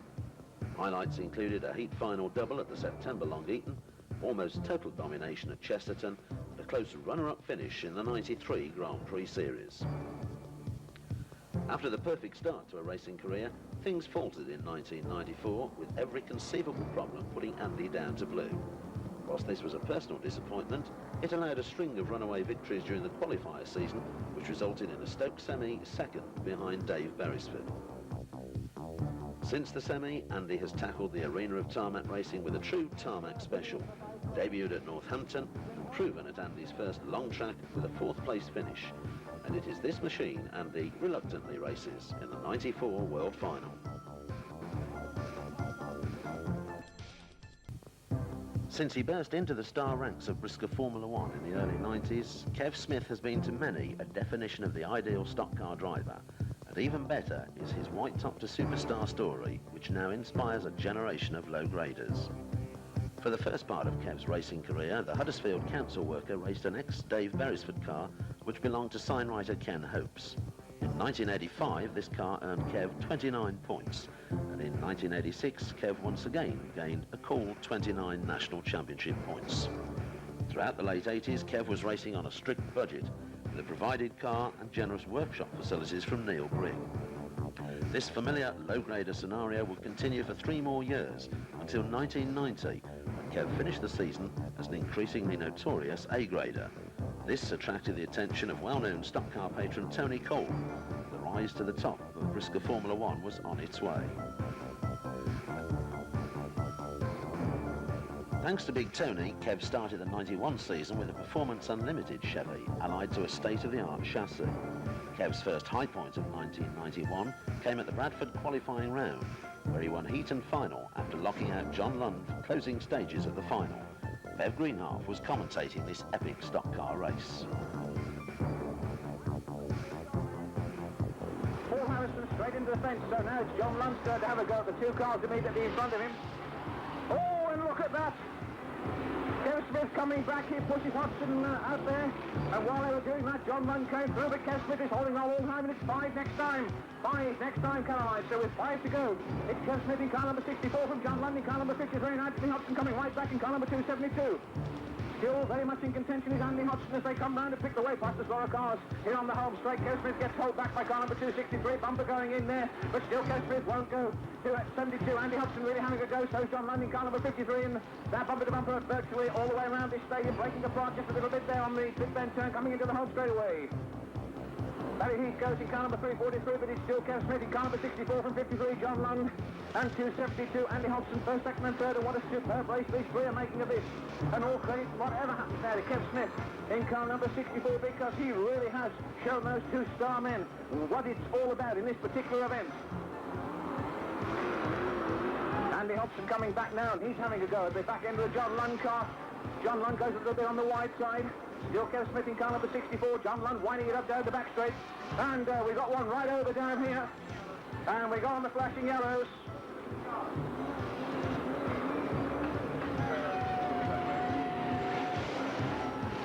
Look, one right over down there. It was this final which went a long way towards putting Kev on the '91 semi-grid at Skegness in the race which earned Kev his unique reputation as Formula 1's #1 head case. From his innocent Row 3 start, Kev managed to fence the 5 race favourites on the first lap, blocked the progress of every other driver on the grid. Shots on that time, then Beresford, Lando Wharton have gone. And it's Bert Finnegan who leads, but Kev Smith put Finnegan out, and Kev Smith goes to the front. So 64, Kev Smith the leader at the end of the first lap from 162, Richard Pratt and 471, Bobby Burns, 86, David Torson is 4th. John Lorne and Dave Beresford are out down there on the town bend. Dan Clark, behind Clark it's Russ Humphrey. And Humphrey's just dropped a place as Richard Pratt goes past him. So now Jane Bean putting some pressure on Kev Smith, and Jane Bean goes past Kev Smith. And he hits Jane Bean hard down into that pit turn, a tremendous turn down the back straight, and Jane Bean's got a problem. And it's 5 to run next time. So we go towards the closing stages. Bean in 55, Toulson second in 86, and Toulson's gone. Toulson's lost it in its please.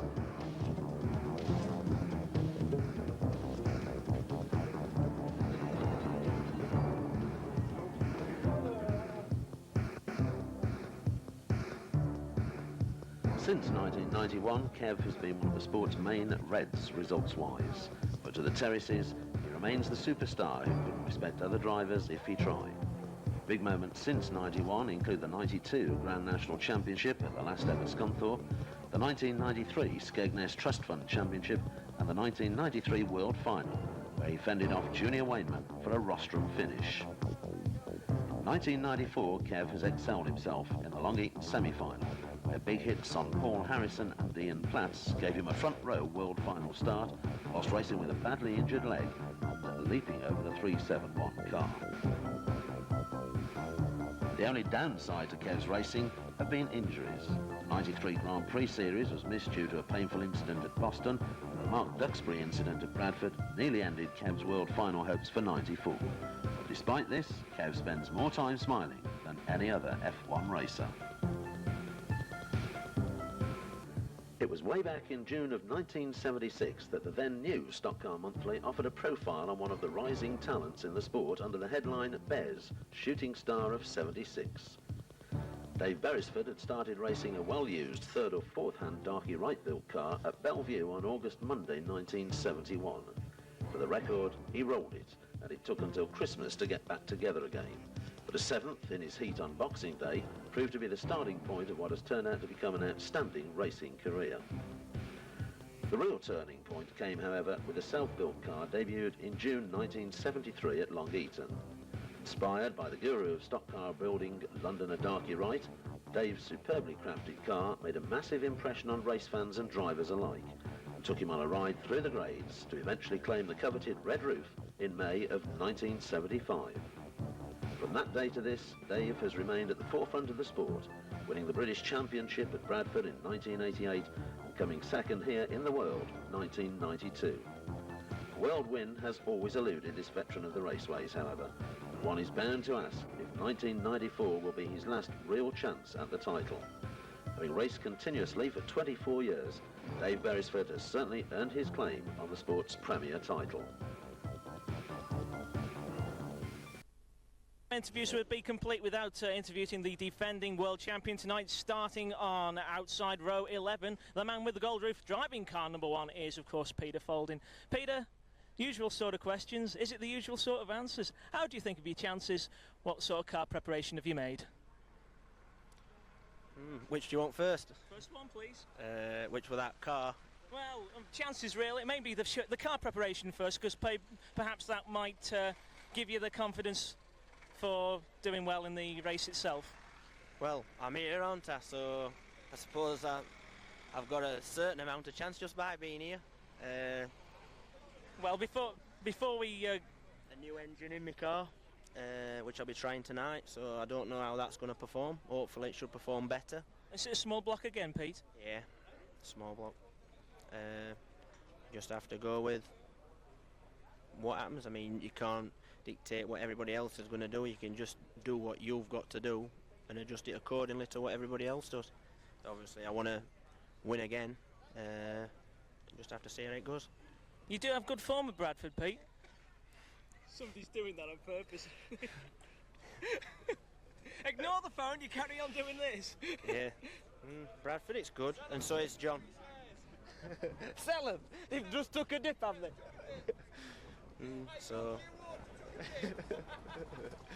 Suddenly, currently being interrupted by our rival video, JSD there, but moving swiftly on. Yeah, as I was saying, good form really at Bradford, Pete. Perhaps with you being halfway down the grid, a little bit of the pressure off. You could say that. I mean, if you're on front 3 rows, if you make a mistake, then it's costly, whereas if you're at back and you make a mistake, it's not as costly. You're not in a position, whereas you're in a position to win, but I don't know, with my form and everything else at Bradford, I would think I'm in with a good chance. And you only need to look back to your last world final here at Bradford in 1992. You started right at the back, came through for a third. Yeah, that's right. I mean, you only need a few hold-ups, front cars, and you're there. I mean, I'll not need nobody to invite me through. I'll be making my own way through and just see how it goes. I mean, maybe I'll get a flat tyre. Who knows? You never know what can happen. You just got to go for it and see what happens. And you think the car's going to be handling well around the shell tonight? It's going to be a bit damp out there, isn't it? Yeah, well, that's how it's best, innit? I think it ought to rain a little bit more. Right then, Pete, well, all that remains for us to say is wish you all the best and perhaps go for it and get that gold roof once again. Thank you. OK, thanks. A little bit ahead of Peter Folding on the grid tonight, starting on inside row 10. We have the American representative driving car USA 711, and that's Mike Isles. And just remind us, Mike, what part of the United States do you come from? We come from the eastern side of the United States, in the Cherry Hill area, Medford, New Jersey, actually. And tell us a little bit about your race pedigree. What do you race over there? We race a small block modified, which is basically it's an Eastern States small block modified, primarily raced just on the East Coast from, say, Florida to Maine, Massachusetts, up in that area. And how has been your performance in this last season? It's been a rough season for us this season. Last season was actually better, but new car, we were trying to work out a lot of things, and we're getting better near the end. You know, we still have probably another 5 to 10 races left. And what did you think of your invite to come over here and race the Short Track World Championship contact style? I thought it was a great idea. You know, I'd seen some pictures of the cars, and I thought they were pretty neat looking, but had no idea exactly how much contact they did until we watched some videos when we got over here. I don't know if it would have came, you know, had I known, but they're interesting cars. I mean, basic stock cars, more or less what they were 10 years ago, 15 years ago in the States. However, they have more horsepower than what they did then. And tell me how they feel, because you were out at the Long Eaton Sports Stadium last night, having only just arrived from the States, and you were out in Murray Harrison's shale car. You looked like you were flying. How did it feel? Felt like I was flying. I don't know how fast we were actually going, but it was real fast. A lot of power. Murray's been great enough to give us a real good car. A little more twitchy than what we're used to, but nice race car. You know, just take a little bit getting used to it. It's a shame I didn't come over 2-3 weeks before this, you know, to run with these guys a while. Yeah, it's definitely fun. Because of course the contact is going to be a real unknown quantity in a physical sense of the word, isn't it? Yeah, we'll see. You know, you don't know until the first hit whether you're going to be able to handle it, I guess, right? You're out here to enjoy it, Mike, and obviously we're going to wish you all the best out there to represent the United States of America. Thank you very much. Okay, thanks again. Bye-bye.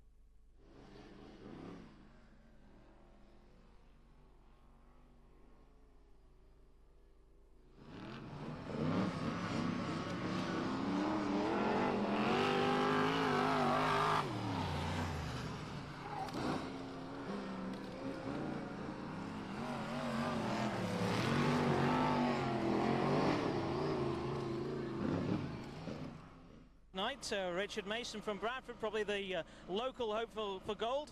Starting the middle order of the grid, and has certainly got a fair task ahead of him. And understandably, Richard, with only a little more than an hour before the start of racing commences, is very, very busy indeed with car preparation, rushing about, checking tyre pressures, making sure that everything's running smoothly. And no doubt feeling a little bit nervous, but I'm sure as soon as the big race starts, it'll be a case of foot to the floor and away to go. That's Richard Mason starting in car 202 on outside row 8 tonight for this year's World Championship. Well, starting on inside row 6 tonight, we've got the top A-graded entrant, the guy with the blow top, and that's Levis Edge 34, Mal Brown. Mal, you're a driver with some good form at Bradford. How do you think of your chances? Pretty good, really. A good finish would be nice. Top 5 would be very nice, but you never know. You might even win, might you? You know, Balding will have to have red paint again, and you know. Well, you're always one who's always worried about the heat of his engine when it comes to about 100 degrees or plus. Do you think you're going to last? We've just put a radiator cowling and stuff, and we seem to be able to keep it down below 70 now, so quite good. Yeah, we're quite happy with that now. And what sort of car preparation have you made specifically for the World Final? Specific, bit of paint, grease kingpins. Just general maintenance? Yeah, that's about it. Yeah, just check everything over, make sure it isn't falling off more than out. Because new brake pads in front. Overall, as I say before, your form is pretty good at Bradford. You enjoy it here the best of all, don't you? Yeah, I won track championship 2 years ago, but last year I couldn't do a thing here, just were a bit of bad luck, you know. But this year I just seem to be pretty constant. I've only won one race here, but it just seems to be quite good, like all the time, just getting a few points. Like, it's interesting to see that you've actually chosen to use the older of your two machines, the usual shale car. Cam's knackered into the one. Good answer then. Yeah. We raced it last Sunday and it just started tapping again, so I went out with it. Well, we were thinking of racing this anyway more for reliability than out, like, you know. End at race we'll still be there with this probably. Do you think it's going to be hard work in the World Final tonight? I don't know. Everybody goes mental, don't they, half at time, so sometimes just keeping your head foot first half at race and you might just pick your way through after, like, I don't know, you know. Well, obviously you'll be looking for the win, Mal, even if starting from halfway down the grid, but who's your tip for the top if it's not going to be yourself? I don't know. Junior's pretty far up, isn't he? But I don't know. Peter Folding or maybe even Lundy, I think, you know, but Yeah, I don't know. It'll make an interesting counterpoint to the front runners, won't it, with John and Peter coming through the field? Yeah, I think Bez and Kevin and that and Young Wayman will be fighting amongst the Sens, and I think others might just catch them up. You know, there's quite a lot of blue tops in middle, isn't there? So it just, don't know. Pretty. Of course, you're starting alongside Derek Fairhurst, aren't you? He's starting behind me, isn't he? Starting behind. Yeah, which I don't. You know, he's not somebody. He's one of my mates really, and so I don't think he'll try and put me away at first lap. So you know, a bit safer there. Like Wilf Warnes is on the outside, which you know, Wilf can do anything, can't he? I don't know. Yeah. Well, Mel, I mean, obviously you're out there to enjoy the race, so naturally we wish you all the very best of luck. Thank you. Yeah. Okay. Well, along with Nigel Wharton on the 5th row, we've got the other best shot of a Midland hope for gold, and that's 213 Des Chandler. You tonight, Des, are starting on inside of the row 5 grid. That's right. Well, tell me about what you think about the prospects of this race and your role in it, really. I don't really know, Rob. I think we've got to just wait and see what happens when the flag drops. I think there's going to be a lot of pushing and shoving from the back, being as Peter and John are somewhere back there. We're just going to hang in there, hopefully, and hopefully make it around the first few bends, see what happens. Do you think that your grid start is a little bit of a precarious one because you're at the approaching the midway point of the grid, and you've also got the foreign entrance in front of you? Yeah, I must admit I'm not too bothered about the foreign entrance, purely and simply because it's Kroonder and he's not slow around here. He might be a little bit dodgy in the wet, but we'll just have to see. We'll just have to hopefully hope he gets his foot down and get gone, and I hope I'm behind him. Well, since I spoke to you for the semi-final, what sort of preparation have you done, A, to the car, B, to the engine, and C, to yourself? Well, I'm about right. The car, we've rebumped and nerfed it. The engine is my engine that I blew. Well, I didn't blow it, but it went at Coventry. And, yeah, Paul painted it. Yeah, Paul painted it. Well done, Paul. And it's basically the engine that we took out 2 months ago at Coventry and been waiting for pistons.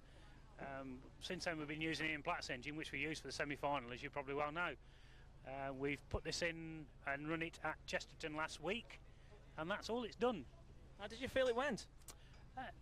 Totally different, to be honest. We've got a different cam in it, so I nearly spun it on the first bend of the final. Oh, this means that it's quicker. It comes on a little quicker. Yeah, it does come on a lot quicker. I don't know, really. I just ran it round at Chesterton, basically to run it in more than anything. We put a big gear in, didn't use many revs, but just literally did a few laps to basically bed it in so as we can give it some shit out there. Now, your best world final finish was in '89 at Coventry. You got a 3rd place, but here at Bradford you've had a little bit of ups and downs as far as world final events are concerned, haven't you? Yeah, I must admit, I mean, we were in a good place. Was it 1990, the last one here? 92. 92 was it? Yeah, 92, beg your pardon. I was in a good place. Unfortunately, I got took out with about 5 to go when I was sitting in 3rd, so I was a bit miffed about that. But that's stock car racing, isn't it? At the time, you're a bit pissed off, but you just got to settle it all and say, well, never mind, there's always next year. I don't mind if I finish in the top 10, Rob. Well, your fellow Midland entrant, Nigel Wharton, he's a little bit open-ended about his prospects. Are you going to be a little bit more forthcoming about how positive you feel and what your real eventual outcome is going to be? I would like, and I mean I would really like, to beat the 89 place, which was 3rd.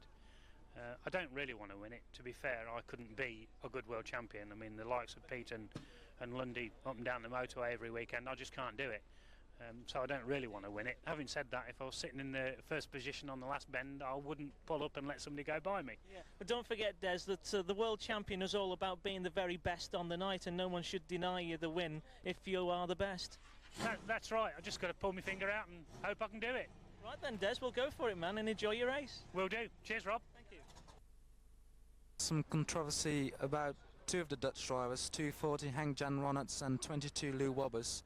Both cars have failed scrutineering because the pipes of the roll cage are too thin. At the moment they're looking at Henk-Jan Ronnert's car and they're trying to find a solution so that Henk can still race in the World Final. It's believed that Lou Wobbers is going to race his tarmac car, the black one which he raced at the long track, instead of the yellow one with the yellow nerf wheels, which has been banned for tonight's World Final. Last year, Hang Jan raced with this car at Coventry with no problems whatsoever. He passed scrutineering, so he's a bit stunned by the fact his car has failed this time. We'll wait and see what happens. He's made a lot of effort to be here tonight. It's a long drive for Hang Jan, and we hope that he'll be in the World Final at the end. Question mark at the moment. The Dutch drivers are having real problems here at Bradford. Another Dutch driver is having problems with his car. Henny Coupens has failed scrutineering. His roof plate is too thin. At the moment they are going to put an extra plate on the roof to make it legal. Hang Jan Ronnetz's car is now definitely not eligible for the World Final race. Lou Wobbers is switching to his tarmac car, and whether Henny will race in his first World Final is still not sure. Well, next to me, Holland's main hope, 217 Ron Kroende, who impressed here last time at Bradford in August. Nou, in Bradford, bekend baantje voor je, hè?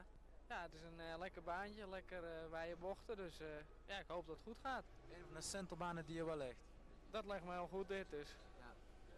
It's one of the shale tracks that Ron really likes. It's a track that also suits his style. Wide bands, and he really likes to race here. 4 jaar terug was je vierde. In 92 ging het minder. Op Sintel de WK's is nog wel wisselvallende vorm. Ja, het is natuurlijk moeilijk voor ons, want in Nederland hebben we alleen maar asfaltbanen, maar ja, je moet ook een beetje geluk hebben. Dus we zullen ons best doen. Ron says he only races shale on World Final days. We only have tarmac tracks in Holland, so it's a very unfamiliar surface for the Dutch. So that really explains everything. He hopes to do his best and get a good placing, I think. Thank you very much. Ja, goed resultaat, dat is ja, ik denk we zullen ons best doen, hè. Je goal is, ja. Winnen? Het moet kunnen, maar ja, we moeten geluk hebben. Ja. If he's got luck on his side, he might win it. Well, let's hope for Holland.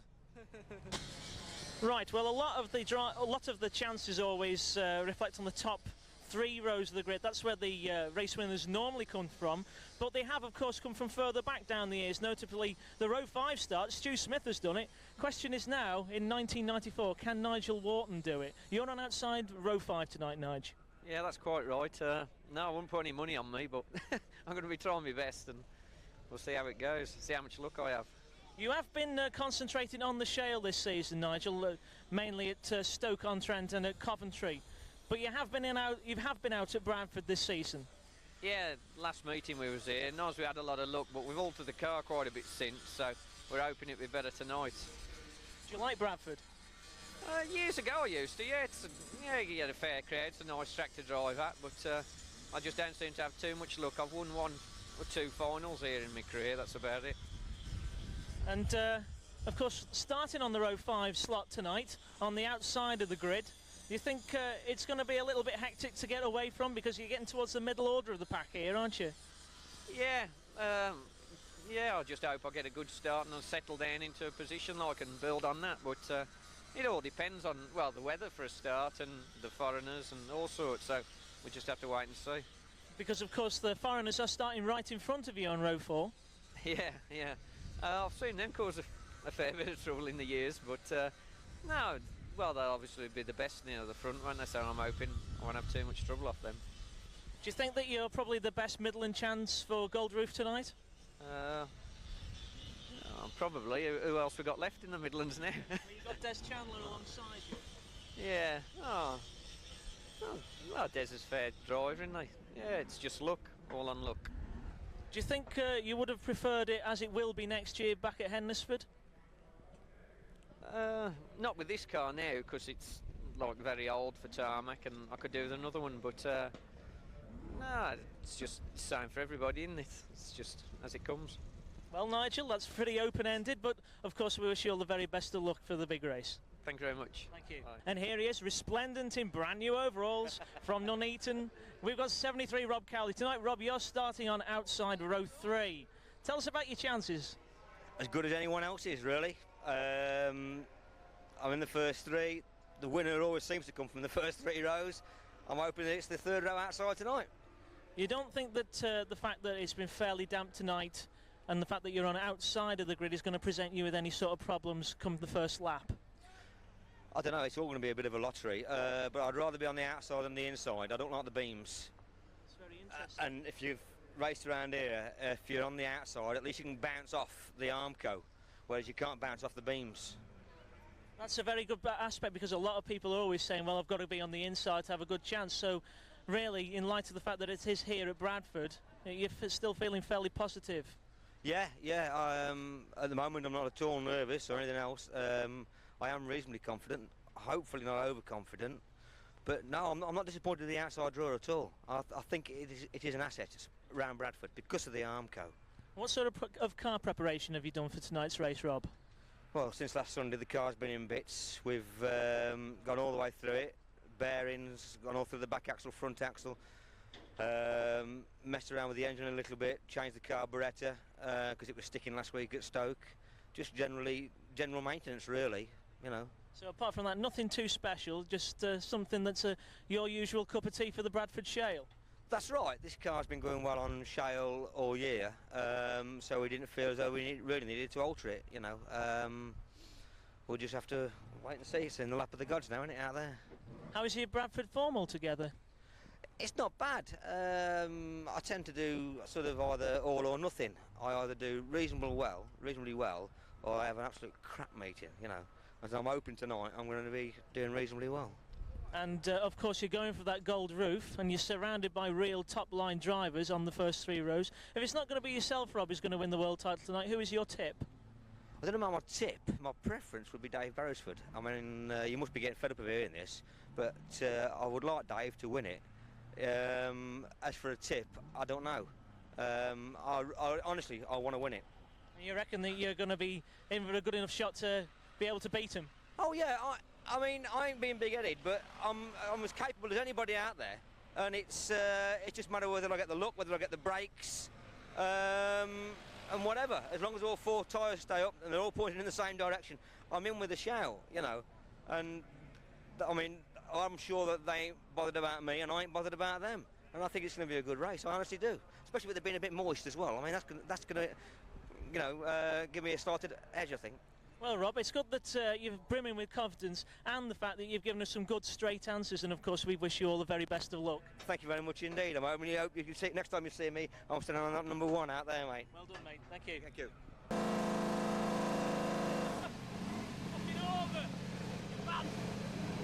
Right, off we go. Well, in spite of the fact that the defending world champion Peter Falding is trying to put us off here with the constant revving of his engine, a man is trying to take the gold roof from him tonight, Frankie Wayman on inside row 3. He's going to lend us a few words and what you think's your chances on tonight's big race, Frank? I've got a clue. Good evening anyway. I don't know, I mean, it's anybody's race, isn't it? I've said that all along, but, you know, you can't count Peter out, not from where he is, not for a minute. You know, I think he'll be right up there with him, so just depends if rain holds off and everything. If it does, it'll be a bloody good fast race, so just hoping to get in at the start and just, you know, get a few laps in and see how it goes. Well, so-called experts, I mean myself included, I've sometimes written that you've had a few handling difficulties with this new car, but on occasions you try to prove me wrong. And what do you think about the handling of the car this year? Do you think you've got it right now? Yeah, it's dead right now, you know. I won final at Stoke last week. Yeah. We've just been trying a lot of different things, tyre combinations, springs, you know, we had anti-roll bar on it and they banned that. So that set me back 2 or 3 meetings, but, you know, last weekend at Stoke it was going very well. I was very happy with it, so. A real good confidence booster, Frankie. Yeah, it was. I mean, I'm quite confident. It's first year, really, that I haven't been that nervous, you know. I'm going to enjoy the race, I think. I think last year, when I started back at Coventry, I really enjoyed that race. And like, I think it just gave me the confidence. Just get through them first few laps when there's cars darting everywhere, you know, and we'll see how it goes after that. And of course, you'll be hoping not to repeat what you did in 1992 here. Yeah, well, you know, you can never count that out. If cars are slowing down in front of you and you're going in and you've got to go on your line, well, if there's something there, you know, it's gonna cause you problems. But hopefully tonight we'll get away clean, and you know. I think in '92, to be fair, with Danny on pole, I think John chopped him up coming out of this bend here, and like it kind of threw him a bit, I think, and he went into that top bend there all to pot, and like, you know, what these things happen, don't I got back and got 7th or something, but you know, we'll see how it goes. Have you had a chance to actually have a look at the shale track tonight? Because to the layman's point of view, it does look quite good. It's quite what, sorry? It looks quite good, the shale tonight. Yeah, it's been raining up here all day, just on and off a right little bit. I think it'll be nice and damp. If they clear it in the first 2 heats, you know, get rid of most of the shale. If you don't put too much water on, I think it'll be an absolutely cracking race. So you reckon your car's going to get plenty of bite into turn 1? Yeah, I'm hoping so. I mean, it depends how much water they put on. The problem is if it puts a lot of water on, you're just floating. You know, you're on the surface of the water, and you know, it's anybody's guess what's going to happen. But we'll just have to see what happens. Well, Frankie, whatever happens tonight, if you do get that gold roof, you'll be a smashing ambassador of the sport, so naturally we'll wish you all the very best of luck. Thank you very much. Thank you, Brian. Cheers. A small block Chevy, courtesy of our sponsor KPH Tyres. We ran at Stoke with it last Saturday for the first time, and we had a bit of a problem with the engine, which we rectified this week, or we thought we'd rectified it, until Thursday evening when I come to get the stock car in the garage and warm it up and set various things on the engine, and we discovered a serious problem with the engine, and there's no way we could mend it or run it in the big race, so we had an option then of either take the engine out of this car and put it into the shale car, or just run the tarmac car here tonight. We wouldn't really have had time to swap engines, because it's not just a case of swapping engines, everything was different. Because the other car had been altered for a small block, all the mountings for the steering and the radiator and the firewall were totally different, so we really had no option but to race this. How did it feel at Long Eaton? Not very good, to be honest. Wasn't very pleased with it. Didn't exactly inspire me with confidence for tonight, but we've altered it a bit today, and we'll just have to see. I mean, it's a shot in the dark really, whether it goes or not. You feel a little bit disappointed, or you're trying to pump yourself up in order to feel as best you can? Well, you know, you can't help the cars that you dealt. I am a bit disappointed because I thought we had a real good shot here with the other car and the new engine, so it's a bit of a sickener, especially with all the work that me and my mechanic Cecil have put into the shale car over the past 3 or 4 weeks. We've really worked hard on it, and we've got nowhere really, but it don't matter, does it? It's the same for everyone. It's only a race, isn't it? Yeah, it's only a night out, isn't it, Andy? Of course it is. We'll just have to see. How do you think you're going to, therefore, try and tackle the opposition around you? I mean, you're on the road too, obviously a favoured position on the grid. Do you think you're going to still have enough nous to try and tackle other favoured race winners? I don't see why not. I don't see why not. You know, I'm there. I'll drive as fast as the car will allow me to, and a bit more probably at times, but I'll just give it my best shot.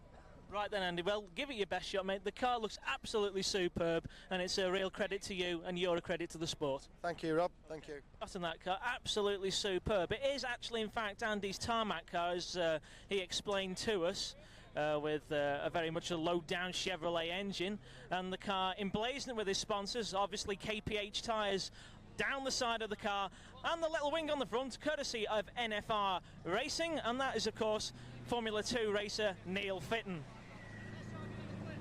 What is usually favoured as the inside of row 2 position from Rotherham, West Yorkshire, we've got number 2, Paul Harrison. Well, Paul, I understand the car's not even out the bus yet. Do you have a surprise package? No, just keeping it warm. No, it's just we've not had time to unload it yet. Are you feeling fairly confident tonight? Relatively so. It's not my best track, but just get out there and see if we can do business. And what about car preparation? Is there anything special that you've put on the number 2 car in readiness for tonight's big race? No, it's more or less as it were last week. We've perhaps done a few alterations and that, but whether they're going to work or not, I don't know till I get out there. What do you think of your form at Bradford this year? Well, it speaks for itself, doesn't it? It's been terrible. I've had a bad year at Bradford and probably everywhere else, but it's a different race, world final, and it's just a case, I think, regardless of past form at any track or the track you're racing on, I think it's just a case of trying to get it right on the night. Now, a lot of these so-called experts always seem to think of you as a somewhat more of a tactician type of driver, thinking before you make the moves, before you go flying in with the front bumper. Do you think that sort of attitude is going to be at the forefront of your mind for the big race? We'll just have to wait and see, won't we? I don't want to give my game plan away or anything like that, but my results in past world finals aren't bad, or any other big race for that matter, so I'll just get out there and just do what I can. Who do you see is going to become your main competition? there's a lot of good drivers out there. Andrew Smith, Dave Beresford, young Frank, Kev Smith. I know I'm naming up front men, but you can't discount any of them. And Peter from Midway and John from the back. I don't, you know, if there's a pile up and a race stoppage, a delay or something like that, then they're certainly going to be there. I think the latter part of the race. And if it isn't going to be yourself who's going to win it, out of all those drivers who you'd mentioned, would you be prepared to say, hand on heart, who you believe would win the world title if it wasn't going to be yourself? I can't say no. I definitely can't say who I think would win it, but I'd like Dave Beresford to win it if I don't. A bit in the same way as your dad won it. Well, it is. I think he's the same age as what my dad was when he won it, and he's probably, you know, he's been racing. He's got to be. I don't know if it's over 20 years, but it's got to be getting on up there. He's done a lot for sport. His car's always well turned out. He's a good ambassador for sport, and I think he deserves to take the title home. Well, Paul, you can't say fairer than that, and of course it remains for us to say we'll wish you all the best as well. Thank you very much. Continue as we have started right at the very top and starting alongside Dave Beresford on outside row 1 tonight from Huddersfield in West Yorkshire. It's 64, Kev Smith. Well, Kev, we have had some good times with the interviews of the semi-final. Can you relay us a couple of funnies in light of the world final? No. Well, keep smiling, mate. Next question. The question is, how confident are you feeling? Look at front bumper and go and have a look at it, and that's how confident. Extra thick? No, there's something on it. No, we're pretty confident, yeah, but you know, you might get a flat tyre, so you don't know, do you? But we're going for it. But everybody else is out there, aren't they? Well, what do you think of the fact that you're having to start up on the outside of the first row? Because sometimes, as Peter Falding showed in the semi-final, it presented problems. Just have to wait and see. It's a problem if you make it a problem, and if you lean on, it's, you know, as long as I don't get my wheels hit shit, I'm not bothered. So we'll see. I take it though, in light of the front bumper gesture, that you're going to be feeling quite aggressive. Depends if anyone comes past. No, we just tidied it up a bit, and yeah, there's a motto on it, so just wait it goes. Just tell us the motto again. I don't know, I forgot it. Look, just wander around, don't be lazy. Tell us about the car preparation, Kevin. We got a battery charger, and then we plugged it in here and we've charged battery up, and that's about it. Painted front bumpers. Aye. Yeah. We've done a few bits and pieces to it, try and tidied it up a bit, but you know, still a bit scruffy, but it's end of season now, isn't it? Well, on the face of it, your tyre preparation, the ones that you've chosen, look a little bit different to Dave Beresford's. What have you chosen for tonight's big race? Well, these were to load up with. And to baffle interviewers with, so yeah, it's an 890 Alliance, but it'll be before your time, that. So Frank will remember them. No, it was probably going to be the same as Bez's, actually. I haven't been around, but I think it'll be the same. Because you're limited to the type of hoses that you can actually use, aren't you? Yeah, there's like 2 sizes of them they can run, and I go for big uns. So, yeah, and Pirellis, I like them. And with the fact that it's going to be a fairly damp tonight, how are you going to feel about it being wet? I don't know. I haven't a clue. So it's very much take it as it comes, is it? It's got to be. It's only way. You can't think, oh, right, yeah, we're doing this, we're doing that. You don't know. We'll see. I mean, it might fine up. It might rain all night, you know. It's hard to say, so we'll see. And what do you think of the amount of expectations that the crowd have got for you, Kev? Because already, whether you're going to be a winner or not, you're already a people's champion. I think there'll be a lot of people cheering for us, and I hope it don't disappoint them. So, yeah, I'd like to win it for me and for them, but you know, it's a race. Yeah, it's a birthday present for yesterday. No. Marcia, come here. Come here. Go on, Mars. Congratulations for your birthday. I bet are you feeling excited? Oh God, nervous. He doesn't have nerves. I have them for him. Bye bye, Kev. Well, all that we can remain for the Kev Smith team then is to wish you all the very best and luck. Enjoy your racing tonight. And be off of SCM Video. All the best. All right, Kev. Okay, thanks a lot, Rob. Cheers. Part of the fun. Well, there it is then, the front bumper of the Smith machine. And there's not much else you can say. Well, no doubt about it, this is going to be quite clearly the most smartest car on the raceway in the big world final tonight. The man who starts on pole position, driving car 260 from Hadfield via Hyde in Cheshire, That's Dave Beresford, and what a magnificent paint job this man has really put on this car. Some superb time hours put into the effort, especially for this big race. And after 20 odd years of racing, can this be the man who's going to eventually get the gold roof for the first time? Well, we're going to have a few words with him and find out. Himself, driving car 269, starting on pole position, that's Dave Beresford. Dave, can you just relate to us what your logo is on your TV, on your T-shirts, because it seems to be quite humorous. Somebody came up with this, bald and old and going for gold. I suppose I am really, but it's alright, isn't it? Bit of fun. That's what it's all about, a bit of fun. So tell us, how long have you been racing now? Just above 20 years, it must be 22, 23 years. I started in 70, 71, and I've raced ever since. And of course this gold roof has been the one that's eluded you so far, and you've been so near and yet so far down the years, particularly at Bellevue and here at Bradford. Yeah, somebody's told me, one of these statisticians, if that's that I've done 17 world finals, so, well, this is the 17th, I haven't done it yet. But yeah, you've got to be there trying, haven't we? Well, a couple of semi-finals have gone your way. This one has been no exception. And of course, starting on pole position tonight. What do you think of a pole position start? It's not unfamiliar to you? No, it's just if you can get away, that's the main thing, because all good men are at front, aren't they, you know, so it's just whether there's a big push or what, whether they can make a break for it, just have to see how it goes. Because you're the veteran surrounded by the young guns, aren't you? Old-timer, right? Yeah, veteran, yeah. I don't really feel like a veteran. You are as old as you feel. Aye, well, there's another one of those as well. What do you think of the opposition that's surrounding you on the first three rows, the likes of Junior, young Andy Smith, and of course Kev Smith? They're all good lads, aren't they? They're all right, half my age, full of it. Yeah, that's it, innit? Tell us briefly, David, about this car then, because the paint preparation makes it look absolutely superb. What about the car preparation itself, the engine, the tyres? What can you tell us about that?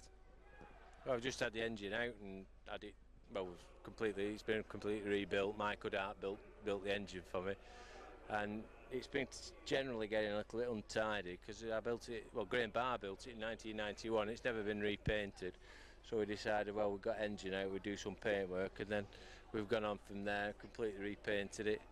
We've spent hours and hours on it, to be quite honest. Tyres wise, but I've run these Pirellis for quite some time. I'm quite pleased with them. And, like, it is a bit damp, so they shouldn't be so bad. And these Uzis are just, you know, what you can race basically. Most of them will have those on, I would think. And in light of the weather and the way it's going to affect the shale, is that going to suit you? Well, yeah, I suppose it will. Yeah, it's pretty quick, this car anyway, but whether they're quicker, me being an old timer, you know. Are you feeling confident? I wouldn't like to say, really. I'll do my best. Right, Dave, well, we can't ask any more of that. I mean, obviously for a lot of the long-time fans in the sport, they'd be delighted to see you win the Gold Roof after so many years of trying, so we'll wish you all the best. Thanks very much. Okay, thanks, David. Yeah. The semi-finals were done, the cars were ready. It was time for the 1994 World Final at Bradford.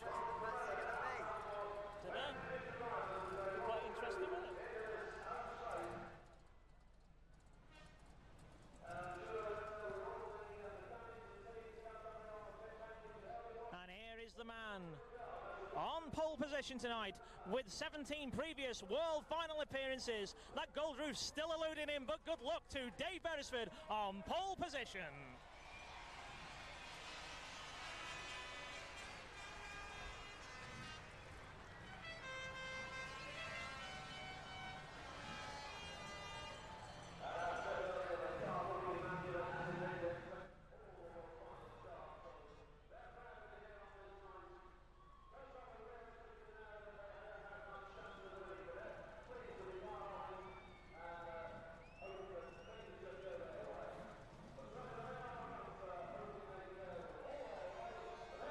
Starting on outside row one tonight, the big hitter, the People's Champion with 4 previous world final appearances. It's 64, Kev Smith.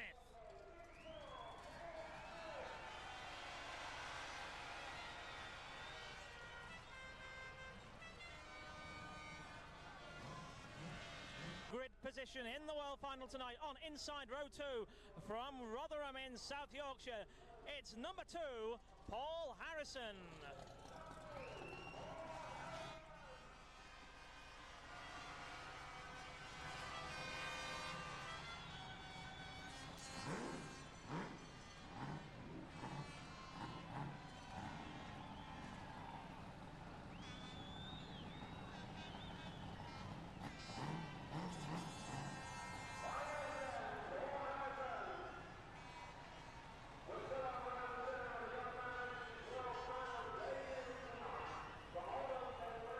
Outside row 2 tonight, driving is absolutely immaculate tarmac car. A little bit of doubt as to how good it will be, but it looks superb. It's Rochdale 391 Andy Smith.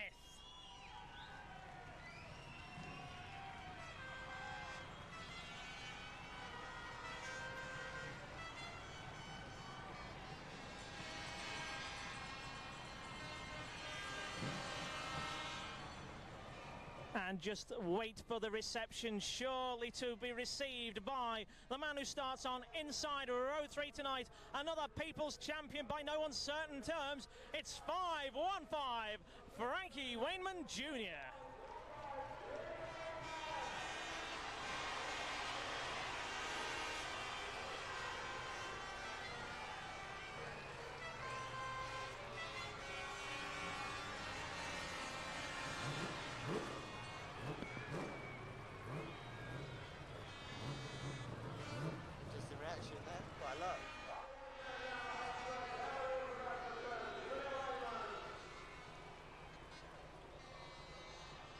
Surely a man with plenty of hot company around him on the first 3 rows of the grid, but to champion the cause of the Midlands drivers tonight, starting on outside row 3, it's number 73, Rob Cowley.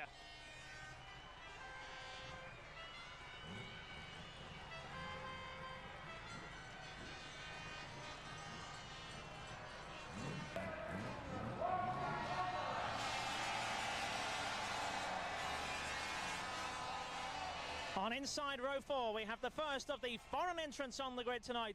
It's the reigning long track world champion from Asselfeld. It's 217 Speedy Ron Kronda. And the Dutch fans in the crowd going absolutely wild.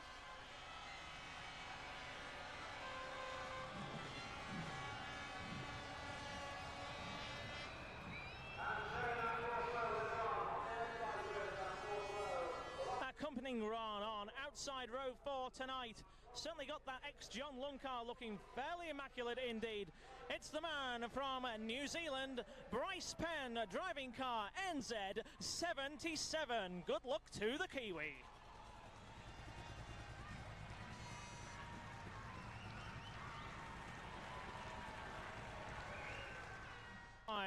He finished in the 4th position in his semi-final, and tonight lines up on inside row 5. Certainly a man who knows how to communicate well in front of the camera, an ever-popular driver.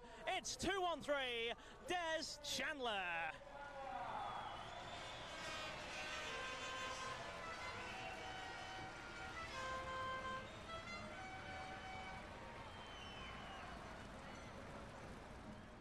The grid tonight. Many years ago, he was the top man on the tarmac ovals. In season 1994, he has converted his car for the shale services and has adapted quite superbly at Coventry and Stoke Auto Speedway. Tonight, he's putting down his challenge here at the Odsall Stadium, Bradford. It's 422 Nigel Wharton.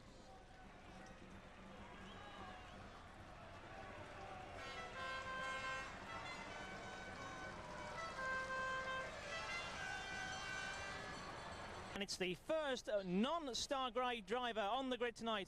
The man from Leversedge in Yorkshire with the blue roof. Here he comes to a popular local reception. It's 34 Mal Brown.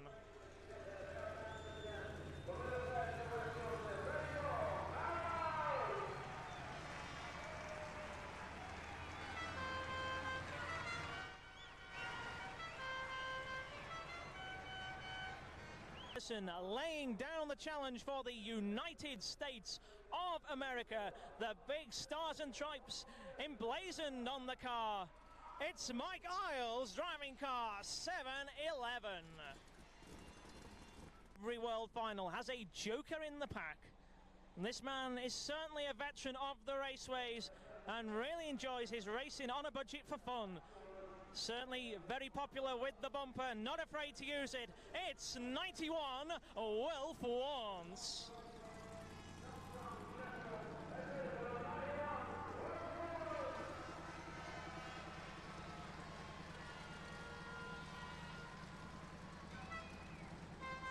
.260 Dave Beresford and 515 Frankie Wayman Jr. among them, but certainly probably the man with the most immaculate car with a blue roof tonight. A superb example of a BriSCA Formula One stock car. The man at the wheel on inside row 8 tonight. It's Bolton's 218 Derek Fairhurst.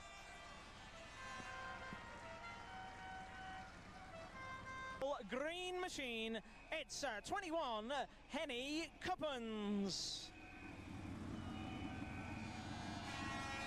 And once again, a very positive reception from the Dutchman in the crowd. From Bradford itself, it's 202 Richard Mason. Richard is lining up on outside row 8 in the big race tonight.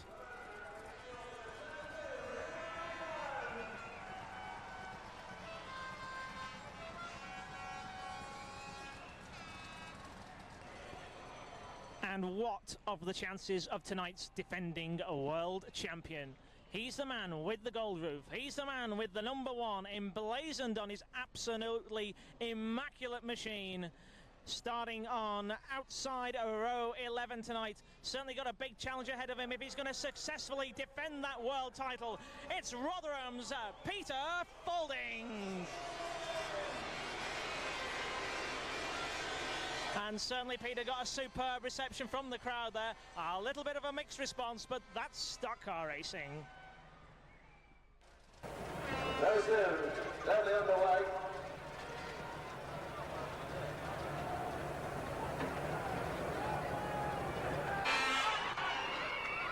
And the fans of car number 1, is he going to have that gold roof tomorrow? That's beautiful, isn't it?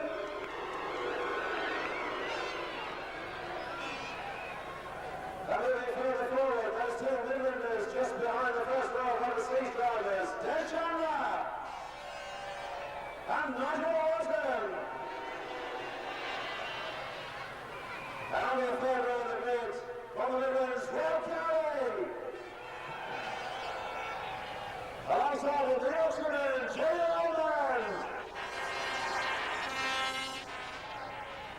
Then it's going to be a battle of the Wednesdays, well down the road from Lancashire, Andy Smith. And another Yorkshireman, that's Paul Harrison. And the 2 men on the front row, is it a lucky front row position or not? The veteran, Dave Beresford. And the 1 promotion, Kev Smith. However, the signal has been given for mechanics to leave the track. The last of them going, one more check of the grid. The official grid positions back up to race controllers here we go. Right, thanks Dave. Every one of you have seen maybe I think 1 or 2 changes into the grid advertised. 1 or 2 gaps on the grid as well for various reasons, but in just a moment or 2 of those gates will shut. And then we shall ask you, as we've done in previous years, for absolute quiet, because you'll know what's coming. Right, gentlemen, are you ready? Start your engines.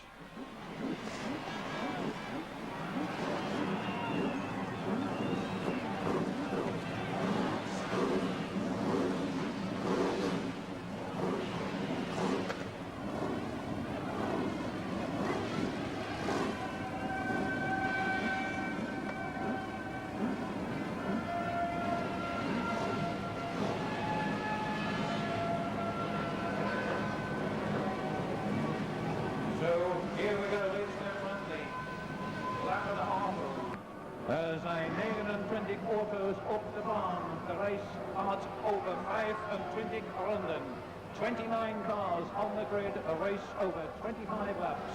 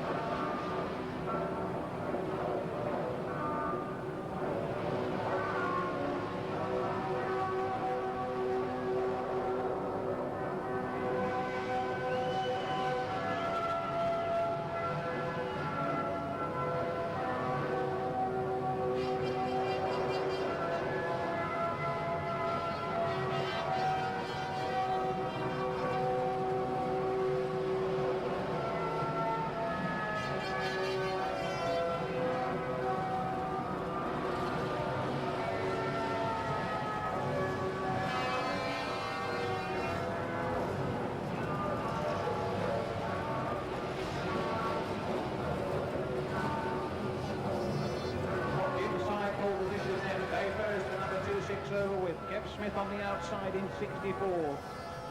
The two men are waiting to get a good early push in there. Paul Harrison in car number 2 and 391 Andy Smith.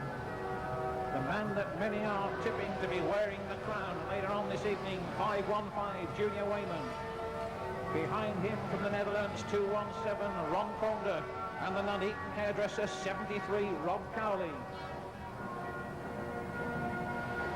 NZ77, Bryce Penn. Des Chandler in 213. Mal Brown in number 34 and Nigel Wharton in 422. The gyro engineer from Sheffield, 91, Will Warm. 218, Derek Fairhurst. 202, Richard Mason, 464, Jamie Davidson. Lou Aldis from the Netherlands in car number 22. Peter Alding in car number 1. And Barry Heath in 343. The young man from Chestlin Hay in Staffordshire, Stephen Cooper, number 221. And Leeds-based Mark Webster in 226.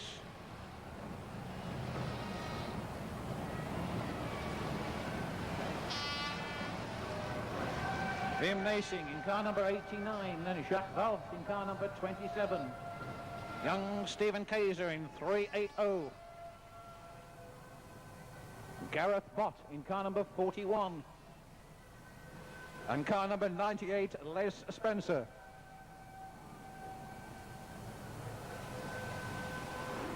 '53 John Lund and 77 Ian Platts.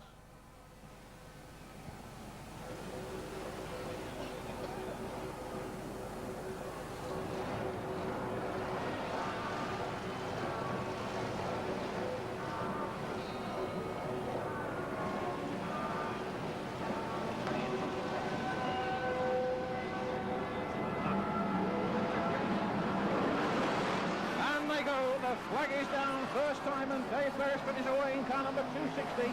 From 64, Kev Smith, Paul Harrison in car number 2. Down the home stretch for the first time and into turns 1 and 2. We've got a problem at the back end. And it's Mal Brown in car number 34. One of the two cars that are caught up down there, and Nigel Wharton is the other one. They've almost completed the first lap as they come out of turn 4 with Beresford in the lead in 260 from Kev Smith in car number 64. Round into the Bradford turn. The pressures are coming on. Andy Smith has moved up into second place in car number, third place rather in 391. There's trouble down here for Gareth Bott in car number 41. And for Peter Faulding in car number 1. They're bouncing across the timbers there. Stephen Kaiser's gone in car number 380. 41 and Peter Faulding in car number 1. Both of them gone down there. Will Warren still going through in car number 91, and they're stretched around here now. It's all over the place. Leaders coming through And there they go, Beresford in 260, already up against the back markers, and Kev Smith takes a lunge at Beresford in car number 260 to try and move him. Andy Smith is up there as well in car number 391, and they go like a train down the back straight. In go the bumpers, and Beresford goes away, and it's Andy Smith who's taken over in car number 391. Smith in 391 in the early stages comes over, he's going to tangle with that back marker, but moves beautifully around the outside of car number 89, and that was Grim Leasing there, who almost upset the apple cart as far as Andy Smith was concerned. It's Andy Smith in car number 391 from Paul Harris in car number 2 in that second position, moving down that back straight and into turns 3 and 4, back into the home straight, and these cars are stretched right the way around the raceway now, which might make it difficult for those front runners, and there goes the number 515 car of Junior Wayman. He's moved up into second place as Junior by the look of it in car number 515 down that back straight, going chasing after the 391 car of Andy Smith. Andy Smith coming out of turn 4 and into the home straight again, past the start-finish line, moving Mark Webster out of the way in car number 226. He slips on the inside there, Wayman's following him all the way through in car number 515. Paul Harrison still in third place in car number 2. Kev Smith has dropped down into fourth position in car number 64, and then Beresford in car number 260, and Rob Cowley in 73. But up front the heat is on in the very early stages indeed, as Junior Wayman goes bombing through there. Out of it goes that number 34 car, I think that was again, of Mel Brown, pumping away as the leaders go roaring through. It's still Andy Smith in 391, but breathing down his exhaust pipe is 515 Junior Wayman. Andy Smith in 391 and Junior Wayman in 515, pulling away from the rest of the field. They both go wide on the Bradford turn. Paul Harrison in third place in car number 2, but those two are breaking right away. Junior Wayman trying to use the bumper on Smith, but Smith won't go. He's coming out of that turn again and still in the lead. 391 Andy Smith from 515 Junior Wayman in second place. 64 Kev Smith third. Dave Beresford moving back up into fourth place in car number 260. Right behind him is Rob Cowley in 73. And they're still moving around here extremely quickly, a big field of cars, but it's all beginning to happen, and there it is, we've got a change, and it's Junior Wayman in car number 515 who goes into the lead, followed by 391 Andy Smith trying to come through on the inside, but Wayman has got away on the show, and Kern has gone along with Richard Mason in car number 202, so that's 217 and 202 in trouble on that far side. Meanwhile, we've got car steam in there, and it looks as if the Wayman car is smoking in 515. My goodness me, is it going to last out? Is it serious trouble? Is it brakes? We'll have to find out. It's Junior Wayman in 515 in the lead, out of turn 4 into the home stretch, still being chased by Andy Smith in car number 391. 515 and 391 in first and second places at the halfway stage. Mr. Starter, they've seemingly drawn away from the rest of the pack now. Let's have a look and see what's happening further down. Kev Smith is up there in car number 64. So there they go, 515 and 391, first and second, and the smoke from what looks like the Jacques Valk car over on that far side, number 27. So he's sidelined with what could be a nasty blow there. So back to see what's happening up front. It's Junior Wayman in 515, pulling away now from Andy Smith in 391. Looks as if Kev Smith is still in that third place in car number 64, followed by, let's have a look, Dave Beresford in 260, and then Rob Cowley in car number 73 doing quite nicely. Des Chandler could well be up there in 213, but back up front, it's still Junior Wayman in 515. 15 laps have gone, and it's Junior Wayman in 515. Oh, and trouble over there on that far side. Who's that that's in trouble there? Gone into the fence. Cowley, was it? Mal Brown again in car number 34. So, there's still time for changes, mind you. Things could happen, and very often they do in this unpredictable sport of Formula One stock car racing. Junior Wayman, though, still there in 515. Andy Smith still in that second place in car number 391. Then number 64, Kev Smith. And those are the first three. Dave Beresford still there as well in car number 260. Wow, so quite a lot of runners, mind you, still in there, and each and every one could have a bearing on the final outcome. That race not over until the checkered flag goes down.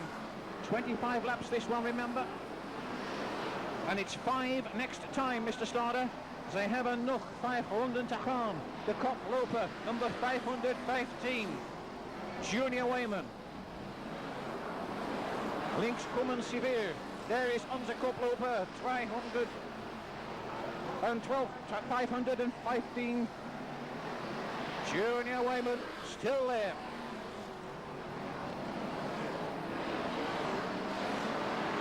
Into the closing stages of this one then. Will things happen before the checkered flag goes down? We shall have to wait and see. Still Junior Wayman in 515, stamping his authority over this one. Cars now falling by the wayside quite regularly. Oh my goodness me! Oh my goodness me! Are we going to get a change in the closing stages? Wayman is in trouble in 5:15. Is it going to be Andy Smith in 3:91? It might well be. Has he gone into the lead? Just trying to find out as they come round that turn. What a stroke this will be. 3:91, Andy Smith is there in the lead, ladies and gentlemen. Andy Smith, is he going to pull it off as he goes down that back straight? My goodness, he might. He's got a reasonably good lead on the next man down the line, which surely is Kev Smith in car number 64. It's 3:91, Andy Smith out in the lead, and he's still there, and they're on the last lap, and is it going to be a Smith win? How marvellous, the first father and son, surely team to take the world final. Andy Smith, he's going to do it out of 3 and into 4 and down into the home straight, and it is. It's Andy Smith in 3:91 who crosses the line in first place. What an incredible performance from that man. Kev Smith surely in second place in car number 64. And well, we're really absolutely speechless up here. Fantastic, quite incredible. And who would have thought it? Andy Smith. And that's it, Mr. Starter. We can have the Reds. And that young man from Oldham has taken the major trophy for BriSCA Formula 1 stock car racing here at Bradford. What a performance.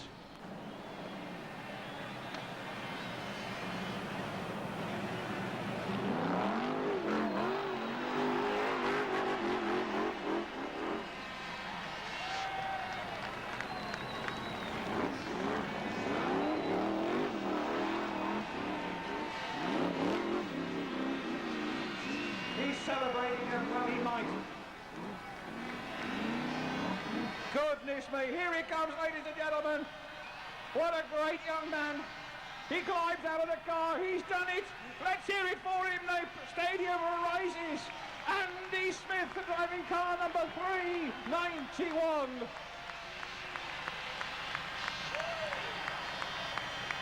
What an incredible performance from that man.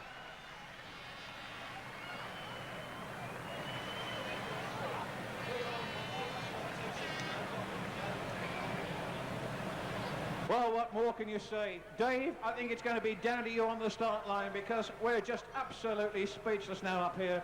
So over to you, Dave. Well, first thing I thought of as he crossed the line was I reckon his old man will have a pint or two tonight. And the second thing, just before we talk to Andy, young man over there, completely and utterly shattered. Junior Wayman climbed out of the car, sat down on his knees, I wonder what he's got to do to win this world title. And I think, in fact, Andy Smith on his way over now to offer his commiserations to a young man who came so close, but for whom it wasn't to be.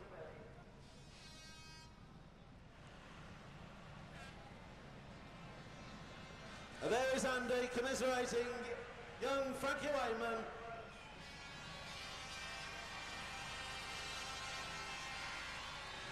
And Andy's on his way back now. The usual post-race scrutineering going to take place, of course, with the cars. And talking about the old man having a pint or two, he's down here. He's going to be interviewed by, I think that's the JSD video outfit, but SCM video here as well.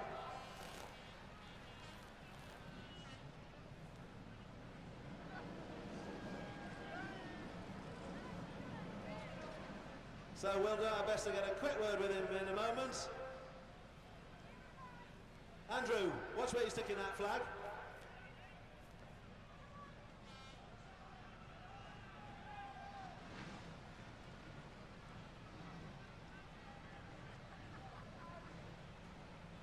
We'll get a word with him when we can. And all the usual world final hard luck stories going to start being told now. Peter Faulding can still afford a smile. He's smiling as he comes past. Back wheel completely shot, as of course Peter's title hopes with that beam down here on the home straight.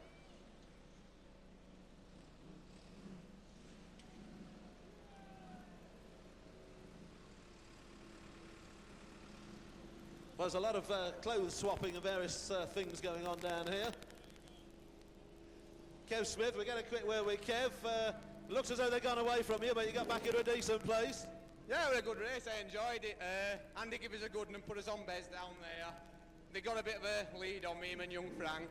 I just did my best, but I wasn't fast enough, and he'll be chuffed to bits for winning it, and I'm happy for second. So, good race, I think. You say he gave you a good one down there. I'm sure you'd have returned the compliment if you'd have got close enough. Well, yeah, it's what it's about, though, isn't it? Crowd want to see a bit of crashing. It's what it wants. So you're well pleased with your second place anyway. It's been a good season, hasn't it, apart from the little injury knock? Oh, yeah, right, enjoyed it. Best year I've ever had this, so, yeah, just keep enjoying it. And on your home track as well, it's nice in front of all your fans? Yeah, dead right. Chuffed to bits for everybody. Right, well done, Kev. We'll be seeing you on the lap of honour in a little while. Thanks for that. And I know you felt a lot for young Frank there, because he was just going away from you in the closing stages and suddenly something let go. Frankie came past me early on in the race, and he did it craftily. He put me into a slow car, so he knew I couldn't come back at him. He did done exactly what I did.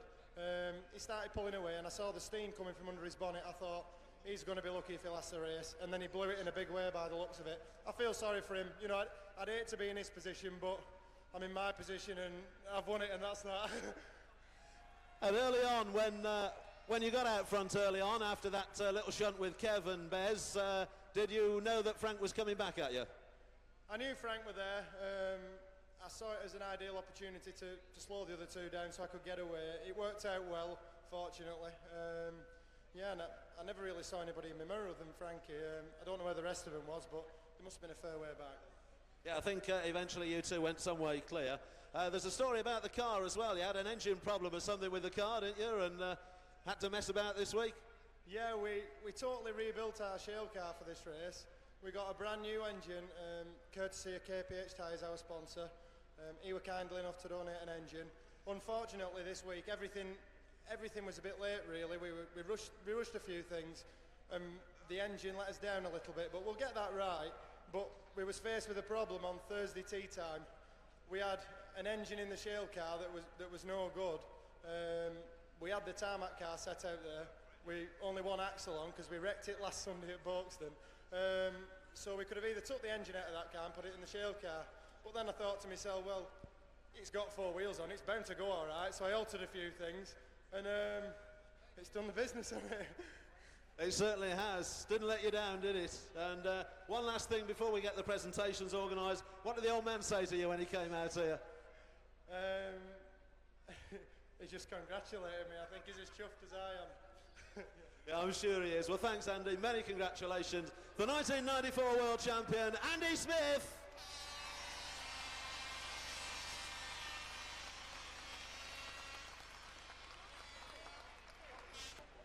Right, if you stand here, we'll give you a trophy. The money comes later. You look a bit disappointed, Dave. Bit disappointed? I'm pleased with third. Better than fourth? They're dead right, yeah. What sort of race was it early on? You're having a good battle with Kev? Yeah, we're just cruising on nicely while it was wet. That's the way it goes, isn't it? As you say, at least you're on the rostrum one more time. They all keep talking about you retiring. You're not going yet, are you? Who's that? We read it in magazines, but you'll be back for another World Final, I'm sure, won't you, Dave? I would think so, yeah. That's nice to know. OK, let's move on with the presentations. The top three in the 94 World Final. We're starting in reverse order, so the man onto the rostrum first, who finished third place from Tinswhistle in North Derbyshire, 260, Dave Beresford.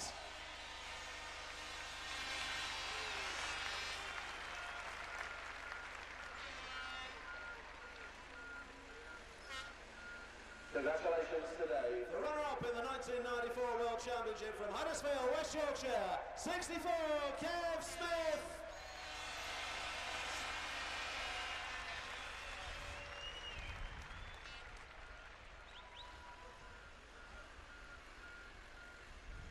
And if indeed it was a battle of the roses, well, the county over the other side of the hill has done it, because the 1994 Formula One Stock Car World Champion from Oldham in Lancashire, 391, Andy Smith.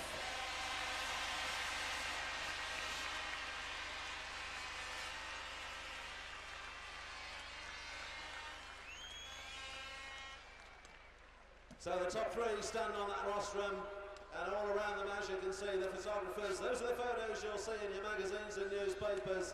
World champion, if he wishes, he can of course keep his own number. Be very interesting to see if Andy takes on another number formerly used by his dad, of course, number 1.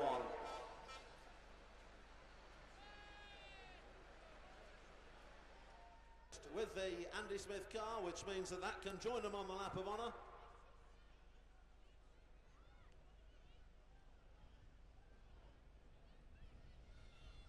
Family and friends of the new world champion about to accompany him around on the lap of honour with the 391 car itself.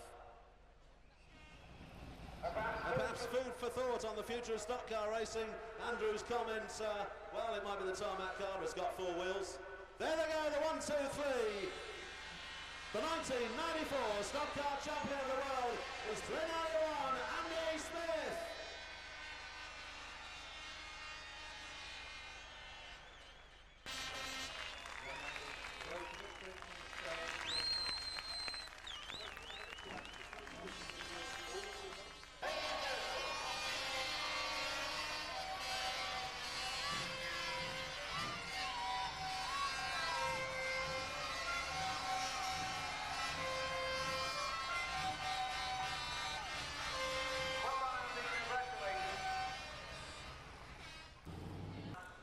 Right then, like we used to do at the semi-finals, here are the top 3 in this year's World Championship. Andy, I'll tell you what, mate, my dad will be gutted that he didn't turn up tonight. He was a big fan of your dad's, he expected you to win, and bloody hell, you've done it, well done. Thank you very much, cheers. Can't believe it yet. It's not I know that you've had all that action, all that interest out there, all the media attention. I'm sure you've almost run out of something to say. Any last comments? Absolutely chuffed, and that's all I can say really. I never expected it. Halfway through the race I realised it might be possible when I seen young Frankie steaming. It's not the best way of winning a world final when somebody who's faster and winning the race drops out, but you have your good luck and your bad luck, and it weren't his night and it were mine, and that's that. You were in the right place at the right time. That's right, yeah. One of the probably most decisive moves that obviously involved both you, Kev, and you, Dave. You were both battling for the lead, and Andy landed on the scene just over there on the pits corner with a tidy wallop. That was a lovely one. When it did job, and it won it world final, didn't it? So that was a good one for him. And of course, it was testament to both you and Dave that you both managed to just avoid going out in a spin and carry on. Well, we were close because we got locked together. Really, my outside front wheel got in his nuffer and that, and I thought we were going to stay there. But yeah, we're racing and we come back out and second and third, so we're happy. That's right. You came back. You dropped down to 5th at one point. You managed to claw your way back. Yeah, I'd seen Paul Allison was just pulling off down here when I passed him, and then young Frank went out. I was just hoping Andy get a flat tyre and leave it for me, and Dave would be fine enough behind to stick second. But yeah, good race. I enjoyed it. I'm chuffed for Andy. He's had a good race. Oh, thanks a lot, Kevin. David, you thought perhaps you might have been able to hang on in the early stages? It's hard to say, isn't it? Yeah. Nice one, Kevin. And of course you were there for about 4 or 5 laps. Kevin was really giving you a lot of pressure. Did you think that it could have been yours? I'm going a bit careful. I didn't want to start doing anything crazy really, but I think fair to these young lads, you know, quicker than me. David, will you be back? I'll be back, I'll be back. Well, there you go, David, with the Arnold Schwarzenegger quote.